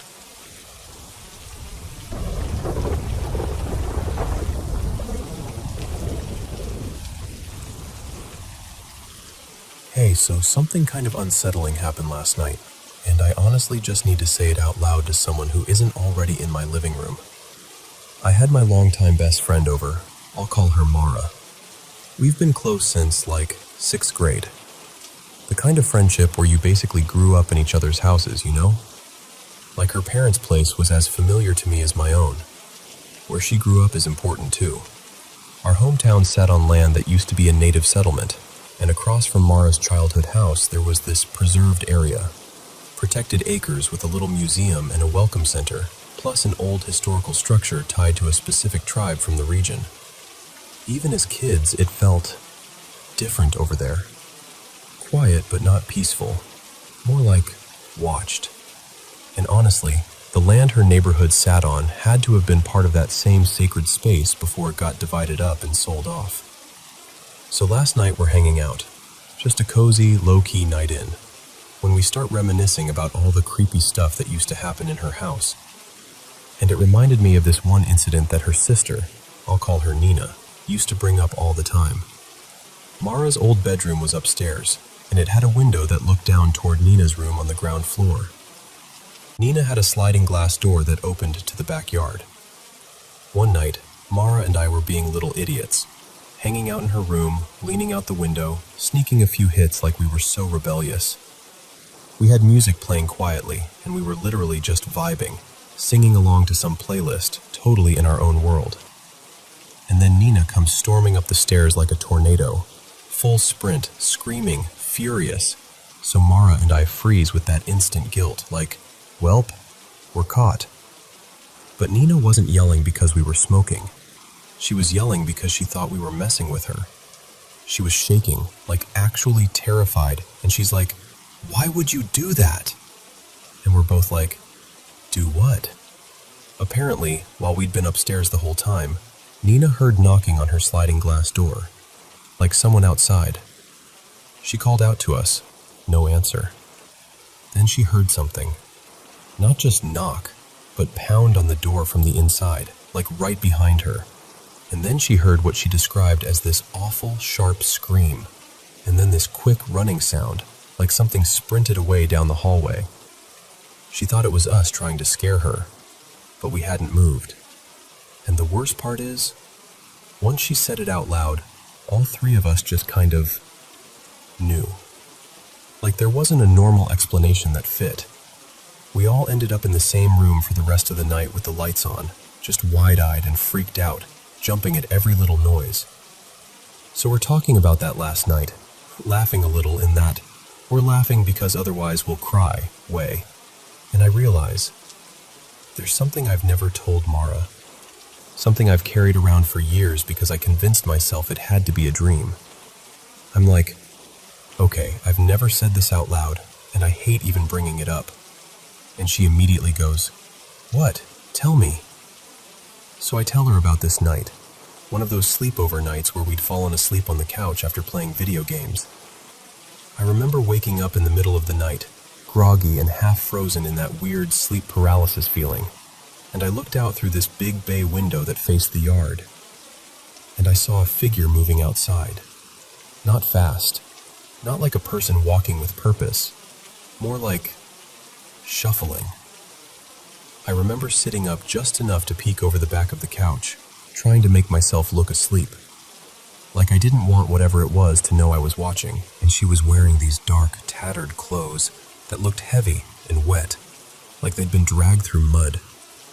I'm telling Mara all of this, and I notice she's gone completely still, like her whole face changes, and she goes, really quietly, "What did it look like?"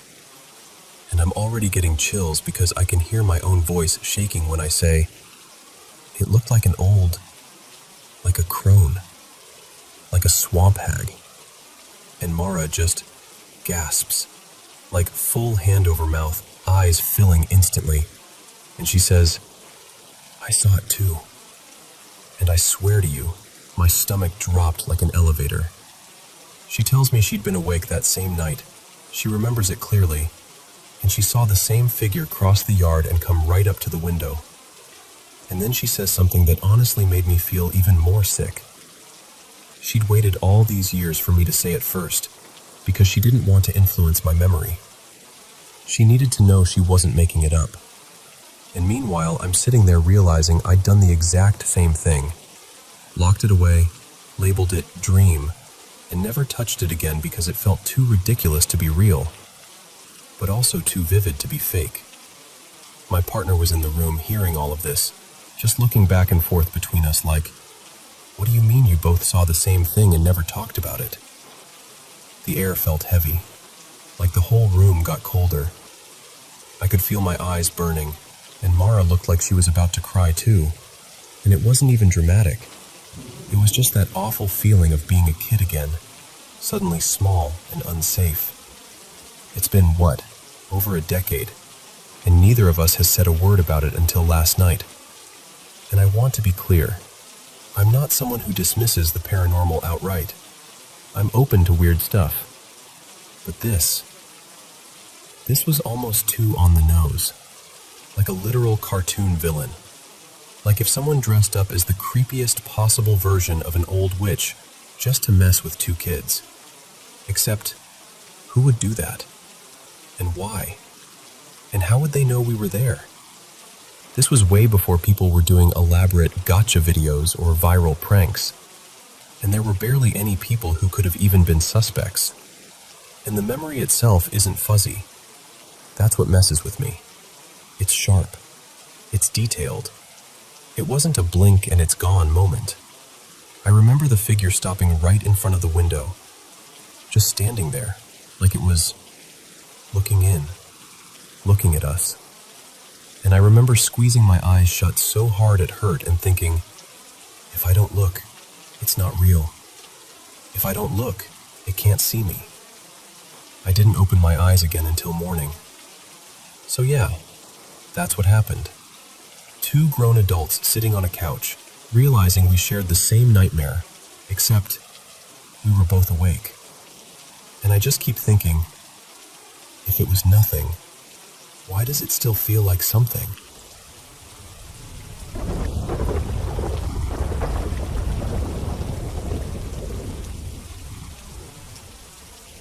Hey, thanks for sitting with me for a minute. I'm going to tell you something I usually keep tucked away, because it's hard to explain without sounding like I'm exaggerating. But I'm not trying to impress anyone. I'm just tired of carrying it alone. When I was a kid, I used to sneak around with my friends, Nico, Lena, and I, doing that whole urban exploration thing. Old warehouses, abandoned workshops, places that still smelled like rust and wet concrete. We told ourselves it was just curiosity, bravery even. But there was one place we avoided for a long time. Not even a factory, more like a forgotten house on the edge of an industrial lot. Windows dark, yard overgrown, the kind of building that makes you feel watched before you even step inside. We used to joke about it to act tough, but the truth is, my stomach would drop every time we walked near it. One afternoon, we finally went in. And I know how this sounds, I really do, but the air felt wrong. Like the house had an attitude. Like it didn't want us there. We kept whispering, even though there was no reason to. I remember Nico laughing too loud, forcing it, and Lena squeezing my sleeve like she was trying to anchor herself to something real. Maybe it was just the idea of homeless people being inside. Maybe it was the shadows. Maybe it was our imaginations. But when we left, it didn't feel like we left alone.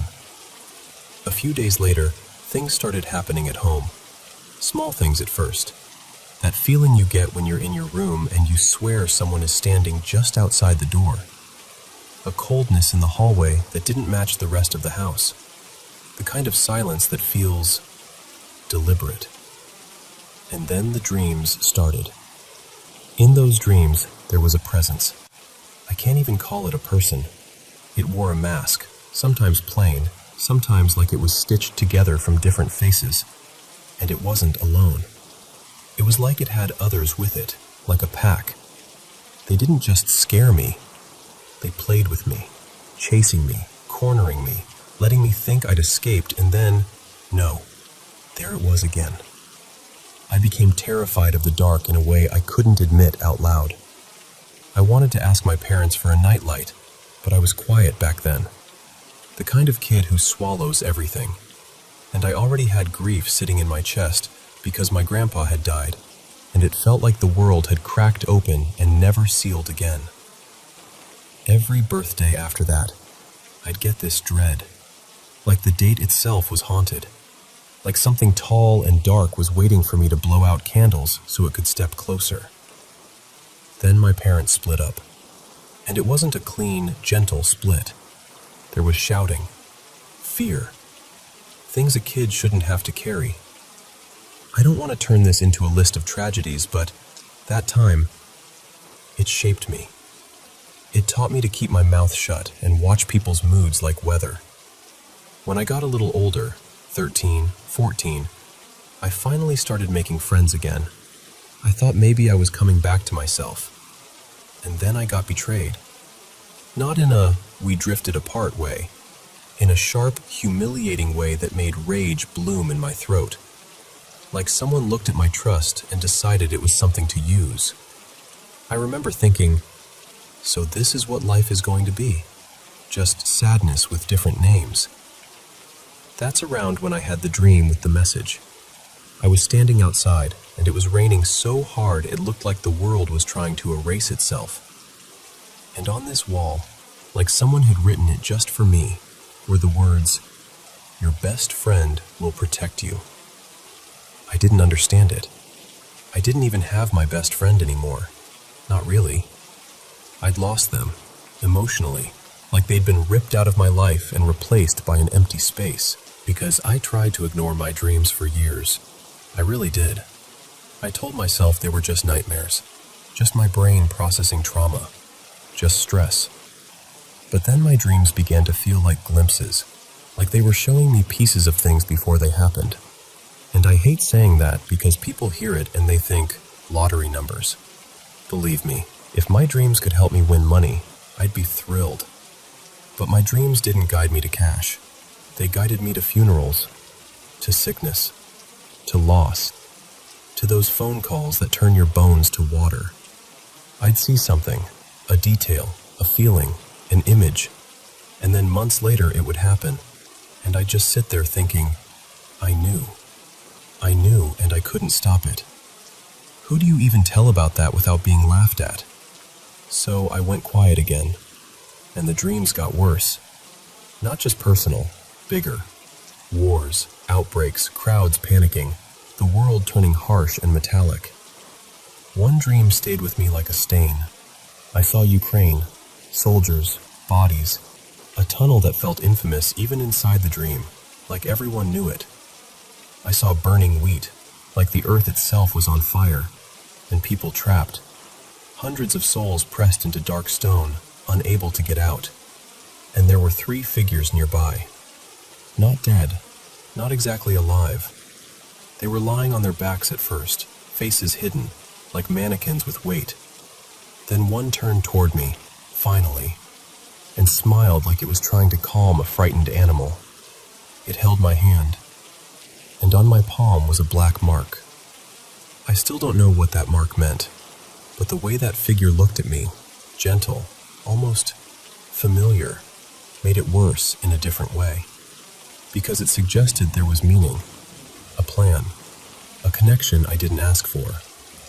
Later, I saw that smiling figure again, and this is the part that still makes my stomach twist. I had a friend, let's call him Elias, someone I trusted for years. We were long-distance friends, close in that intense way you can be when messages become your safe place. He told me he was sick. He told me things were getting worse. And then one day, I got the message. He was dead. I broke. I mean, really broke. I cried until my face hurt, begging his family to let me come to the funeral, and they refused. I felt locked out of grief, like I didn't even have the right to mourn him properly. And in a dream, I ended up in this bright place, so bright it almost hummed, and there was that smiling figure again, watching me cry like it could see every thought I tried to hide. It felt like it was telling me, you're not supposed to follow him. Not yet. It showed me scenes from my life, like flipping through pages I hadn't written on purpose, and warned me not to do something stupid, like there would be consequences, like punishment. And it said I had to wait for my moment, when the truth would be revealed. I woke up thinking, okay, that was my brain trying to keep me alive. But a few days later, I found out Elias wasn't dead. He was alive. He had faked it. And I can't even explain how that kind of betrayal feels. It's not just anger. It's like your reality cracks, and you start questioning every memory you ever loved. After that, the dreams turned into chases again. Sometimes the masked thing came back, maybe the same presence from childhood, maybe something my fear gave a face to. Sometimes it used people, like it could wear them like costumes. I'd be running through houses that didn't make sense, trapped in rooms with no exits, and then, always, the impossible door would appear. And behind it, I would see me. A younger version of me, but shadowed, twisted, screaming like the pain had no end. Like my childhood was still locked somewhere, suffering in a loop. And then I'd wake up gasping, sweating, furious at my own brain. There was a period where I started hearing voices too. 2 of them. A woman and a child. It happened for 2 nights. It was so strange because it felt like one ear heard it clearly and the other ear heard nothing. Like the sound existed in a sideways way. At first I told myself it was my mom and my little sister moving around at night. Sometimes they'd be awake between 2 and 5 in the morning. But on the second night, I couldn't stand it anymore, so I opened the door. No one. The moment I opened it, the voices stopped. And later, when we were out buying bread, someone casually mentioned our neighbor had died about a week earlier. A week earlier. the same day I'd first heard the voices. I'm not telling you this because I want you to think I'm special. Honestly, I don't feel special. I feel exhausted. I'm naturally kind, I think. Soft, poetic in my head, full of imagination. But I'm also emotionally fragile. Like I bruise too easily, even when I'm trying to be strong. I know people could call me delusional. I get it. Sometimes I call myself that, just to try and keep control of the story. But the truth is, I don't understand why I dream like this. I don't understand why someone in my dreams seems to chase me, while another presence, smiling, calm, shows up like a guard or a guide when things are unbearable. I just want it to stop. Because these dreams don't just scare me, they make me sad. They turn me into someone who only expects the worst, like every sunrise is just a countdown to the next tragedy. And I hate living like that. I tried getting help. I went to clinics and tried to explain, and a lot of the time I felt dismissed, like they saw me as a wallet, not a person. I left crying more than once, feeling embarrassed for even asking. And there's another layer to it that's hard to admit. I have these dreams where I'm other people, not like a fun movie scene, like I'm inside them. Different voices, different ways of thinking, different lives. Sometimes I'd wake up feeling like I'd been temporarily borrowed by someone else's story. And the weirdest part is, in many of those dreams, the other life ends in death. I've been a cruel, educated man who warned me to be careful. I've been someone in New York decades ago, happy, reckless, then dying in a way I can't even pin down, like the dream itself didn't want to show me the exact final moment. I've been a poor man with nothing, collapsing into loneliness like a slow fade. I've been a woman who fought without fear. And once, this still makes my throat tighten, I dreamed about a woman who died in prison. I searched what I could, and she actually existed. I don't even know how to explain that without sounding ridiculous. But in the dream, I could feel her pain like it was mine, like it had soaked into my bones. Like someone had hurt her, and she never escaped it. Sometimes just thinking about it makes me cry. The only person I really told all of this to was my mom. I spilled everything, every nightmare, every strange detail, and she listened. She told me my grandpa had been a soldier, someone who survived things he shouldn't have survived. She said he had a kind of luck, or something like fate on his side, and after the war he ended up in a church. Like he needed somewhere quiet to put what he'd seen. And yeah, talking about it does help. Even now, telling you, it helps a little. I have other dreams I could share, but the ones I'm telling you are the ones that left bruises. I don't want a dark future. I don't want to foresee anything. People think knowing is power, but sometimes knowing is torture. It's like watching the sun for the last time. Warm, bright, full of hope. Even if your family isn't perfect, even if they've hurt you, you still love them. You still want them to be safe. And you're trapped between loving them and carrying a secret that would only scare them. So I wait. Not because I'm brave, because I'm not a hero. I'm not trying to save the world. I'm just trying to survive being me. People have told me I'm like yin and yang, light and dark fighting in one body. And honestly, that's what it feels like. A gentle part of me keeps trying to hold hope, while the dream part keeps whispering disaster. But I made myself a promise after being mocked and dismissed. I'm going to keep hope anyway. Even if I've been betrayed, even if my dreams show me death, even if some days it feels like something unseen is trying to push me down, I want to fight back. I want to save someone, somehow. I don't even know who yet. I just feel it like a stubborn ember. And there's this last dream I keep circling back to, like the end of a book I haven't read yet. In it, I'm on the other side of something, and I forget everything. My family, my pain, my name. Not in a tragic way, more like it's required. Like I'm being prepared for a job I don't understand yet. I've also dreamed of a life that felt medieval. Armor, oaths, loyalty, rebellion. I was serving someone powerful, and then I turned against him with a group of soldiers. We fought, we died, and in the dream, even the king's betrayal felt personal, like he hurt me because he'd once trusted me.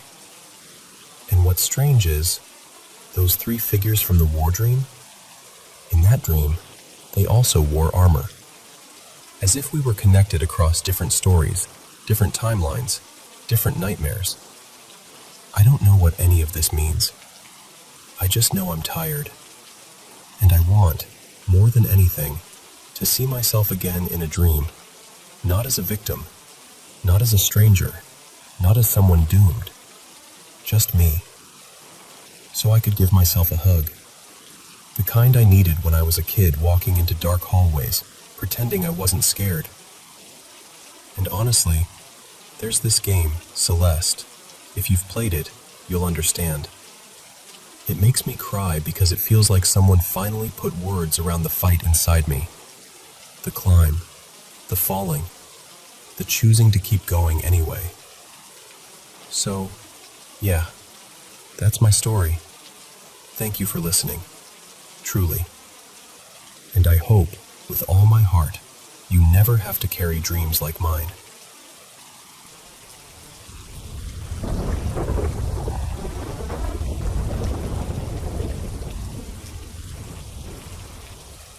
So, this happened on a Thursday night, right at 10:07 p.m., and I was completely alone out at our little farmhouse in the country. My roommate Mara was in town grabbing food with a friend, and I was in my room doing something so normal it almost feels ridiculous now. Watching Glee and recording my reaction to a big scene, because I'm dramatic and I thought it was funny. Our room setup matters, so let me paint it for you.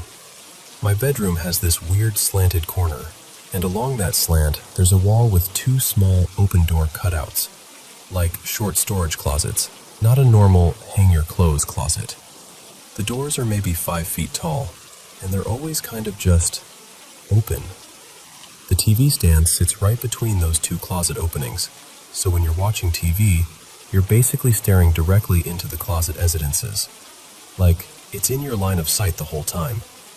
Anyway, I'm recording the TV, and then I flip the camera around to my face to catch my reaction. And the second the camera hits my face, like the exact second, I hear this tiny little knock. Barely anything. Almost like someone testing the wall. And then 5 loud knocks hit right after it. Not house settling. Not a soft bump. Not from the hallway. Not downstairs. These were human-sounding, clear, deliberate knocks. Like knock, knock, knock, knock, knock. Coming from inside the closet wall. Like someone was right there on the other side and used their knuckles. I just froze. My stomach dropped so fast it made me feel nauseous.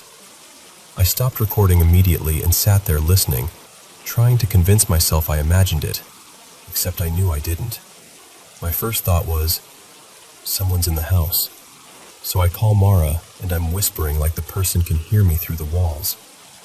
She's trying to calm me down, and she goes, maybe it's coming from downstairs, like pipes or something, or the basement? But I'm telling her, no, this was in my room, in the closet wall. It sounded like it was right beside me. There's this pause, and then she says, very carefully, okay, if you're really scared, we have that pistol locked away. I'll tell you exactly where it is. Grab it and check the house. So I did. My hands were shaking so badly I kept dropping things. I grabbed it, and I went through the whole place like I was in a horror movie trying not to breathe too loud. I checked every room, under beds, behind doors, both closets, the bathroom, the basement. I even went outside and scanned the driveway and the tree line, looking for headlights or, I don't know, movement, anything. Nothing.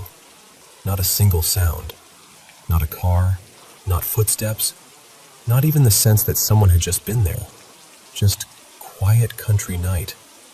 I went back upstairs and, this is embarrassing, but I pushed a dresser in front of my bedroom door and piled a couple storage bins behind it, like that would stop anything. I sat on my bed with all the lights on, just staring at those closet openings like they were staring back. And I kept replaying it in my head. That first tiny knock, and then those 5 loud ones. Because here's the part that messes with me. When I watch the video back, you can hear it, clear as day. And you can also see exactly when it starts, the moment I flipped the camera toward my face. Like, it waited for me to do that. We even wondered if one of our dogs could have done it, like scratching or thumping a paw against the wall. But the dogs had been asleep, and the knocks actually startled them. They popped up and stayed weird and alert for the rest of the night, like they didn't like the vibe either. And the hollow-sounding part of that wall isn't even in a place a dog could have reached in a way that would make that sound. And it's not pipes. It's not wood expanding. It's not an animal in the attic. I know people say those things, and I get why. But this wasn't random creaking. It was patterned. It was intentional. And here's the thing. This wasn't our first weird moment in that house. We've been there for years, renting from Mara's dad. And I've lived there on and off because of school. But more recently, I moved back full-time. And for the first time, it's just been the two of us living there. Over the years, there have been these little things. Quiet knocking sometimes. Lights that we swear we turned off, suddenly on. Cupboards left open. Doors not shut the way we both remember shutting them. Especially because we have cats, and we're always trying to keep them out of certain rooms. And normally we just brush it off. Like, oh, I must have forgotten. Because honestly, that's the easiest explanation. And it happens so rarely that you can't prove anything. But lately, it's been feeling more frequent. And the creepiest part is that we've both had our own, did you see that? Moments. But never in the same room at the same time. This time, I had something solid. The video. The sound. The timing. And I don't even know what I believe.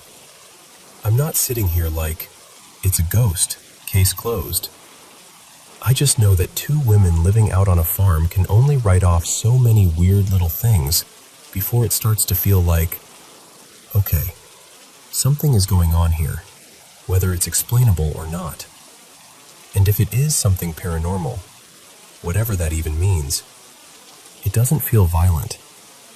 It doesn't feel like a heavy, evil presence. It feels more like something trying to get attention, or letting us know it's there. But still, 5 knocks on the closet wall at night, right when the camera flips to my face, that's the kind of thing that makes you sleep with the lights on.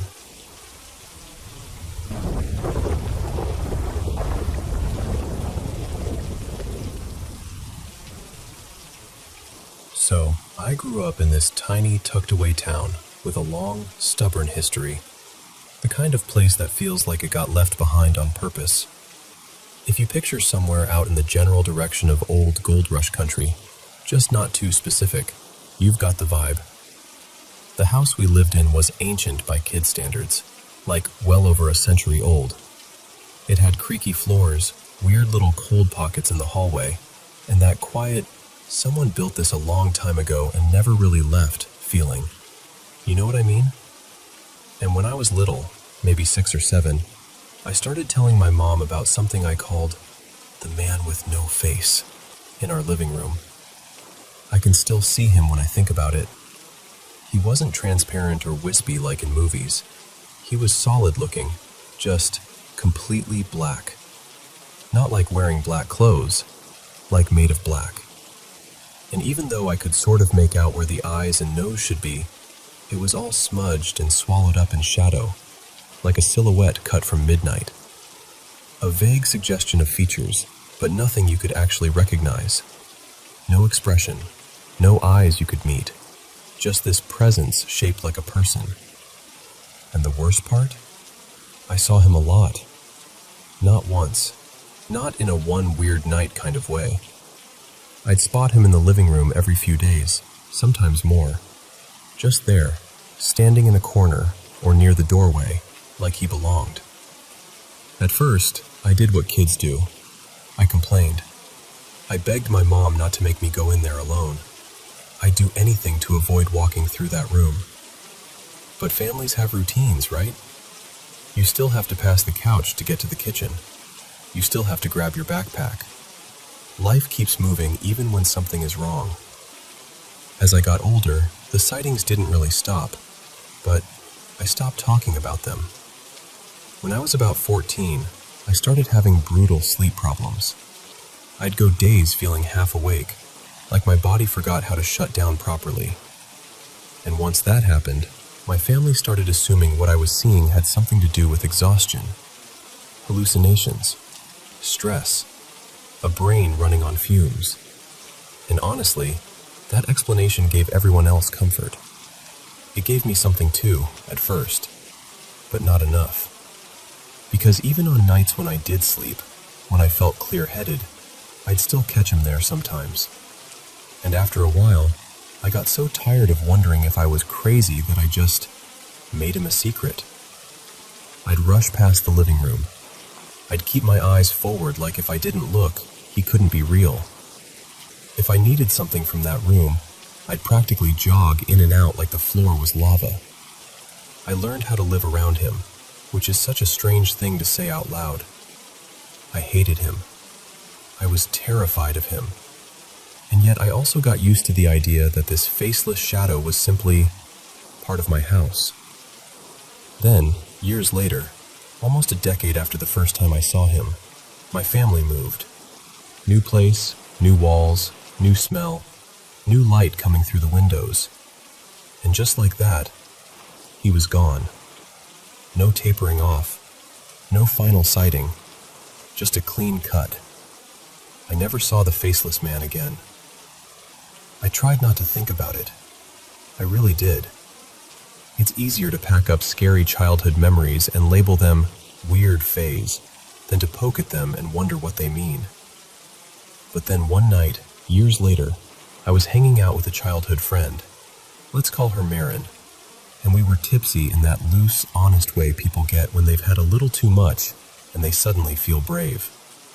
And Marin goes quiet for a second, then tells me she has something she's never said out loud because it still freaks her out. What I didn't remember was any explanation. That night, with her voice low and her eyes fixed on the table like she didn't want to see my reaction, she finally told me what happened.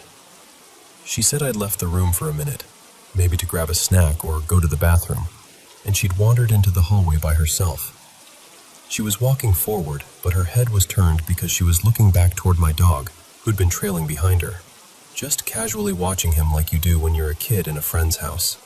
And then she stepped into the living room, still looking backward, and when she finally turned her head forward, she said she was standing directly in front of someone, a man-shaped figure, close enough that her stomach dropped instantly. And he didn't have a face. She told me she froze so hard she felt like her bones locked up, like her brain short-circuited between run and this can't be happening. She panicked and squeezed her eyes shut, just for a second, like maybe if she reopened them, it would be gone, like a bad trick of the light. And when she opened her eyes again, the room was empty. Just the living room, the furniture, the dull old light. Nothing else. She said she stumbled out of there and spent the rest of the night feeling sick, like her body was trying to process something it didn't have instructions for. When she finished telling me, she laughed once, this nervous, shaky little laugh that didn't match her face at all, and asked if I thought she'd imagined it. And that's when I felt my own blood go cold, because as far as I could remember, I had never told Marin about the faceless man. Not once. I was too embarrassed.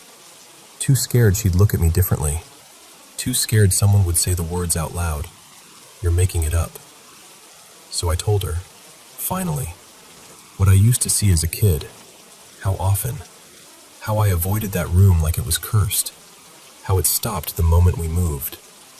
And as I was talking, I watched her face drain of color in real time. Her eyes got wide, and she just kept nodding slowly, like each sentence confirmed something she'd spent years trying to convince herself wasn't real. We sat there in silence for a while after that. Now, I know people talk about shadow figures like they're a common thing. I've read the explanations: sleep issues, stress, weird lighting, your brain filling in blanks. And I'm not here to argue with logic, honestly. I want there to be a neat explanation. But I also can't unknow what it felt like to live with that presence in my childhood home. And I can't ignore the part where someone else, someone I never told, walked into that same room and saw the same thing. So I guess that's why I'm telling you. Have you ever experienced anything like that? Anything you couldn't quite explain, but it stuck with you anyway, because it felt real in your body, not just in your head.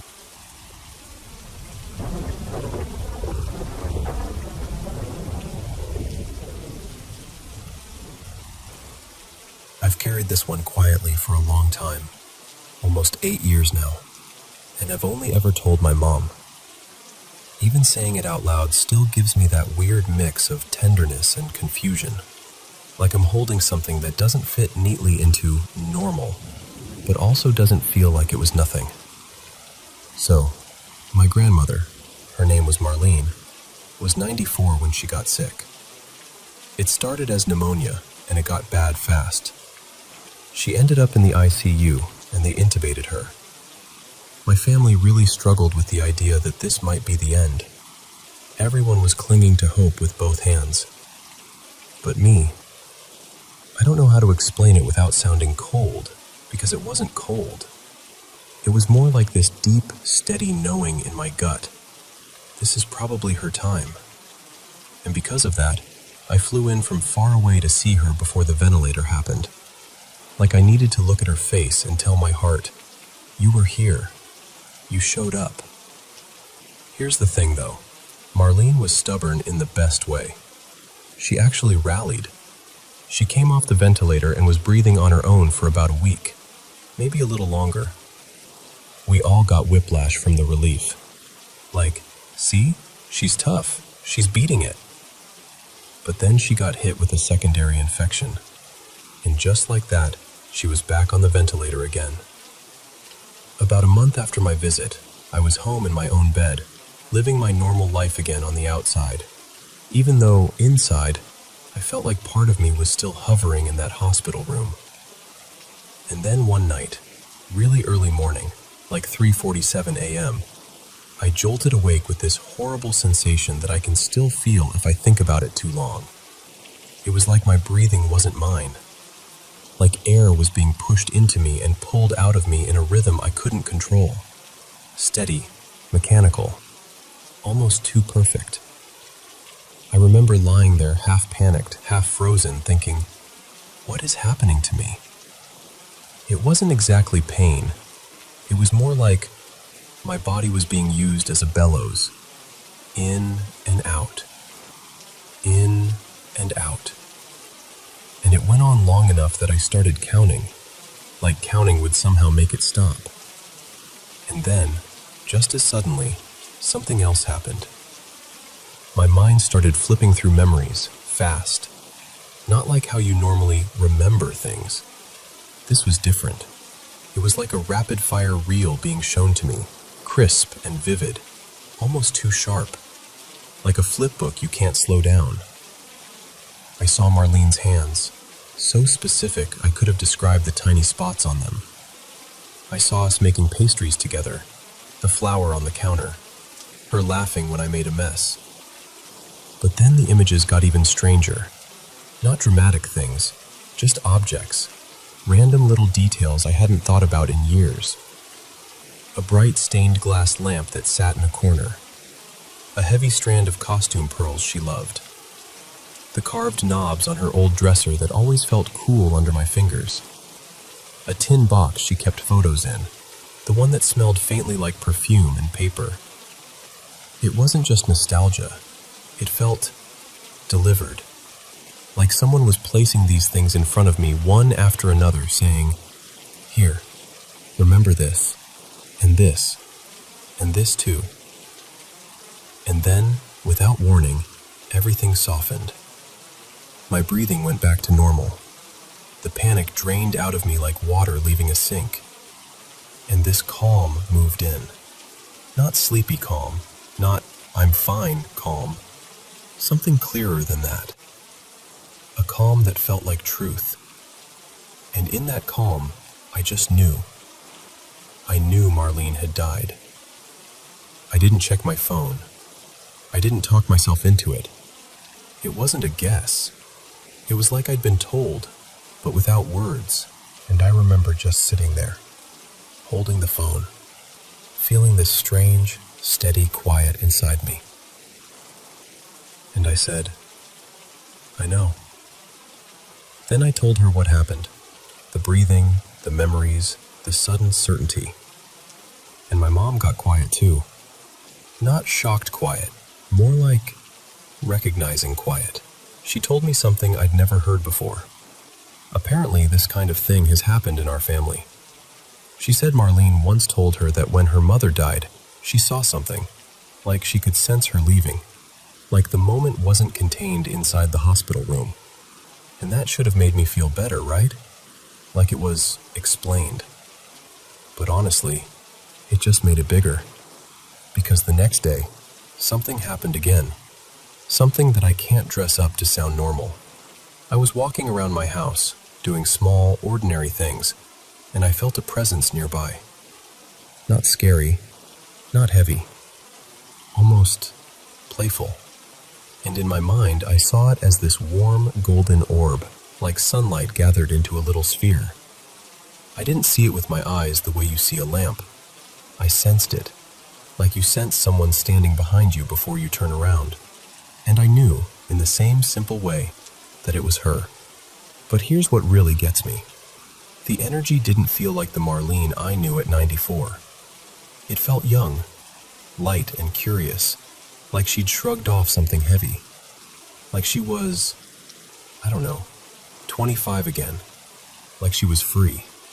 Later that day, I went out to run errands, and she felt like she was with me, like she was kind of enjoying it. I could feel this bright attention, like she was looking at what I was looking at, like she was amused by the ordinary stuff, like she was zipping around, not trapped in a body, not tired, just delighted. I know how absurd that sounds. I do. But it felt so real that I wasn't even embarrassed inside my own head. I just felt happy for her. Like, oh, you're okay. You're more than okay. And then I had this sense, gentle, not sad, that she wouldn't stay long.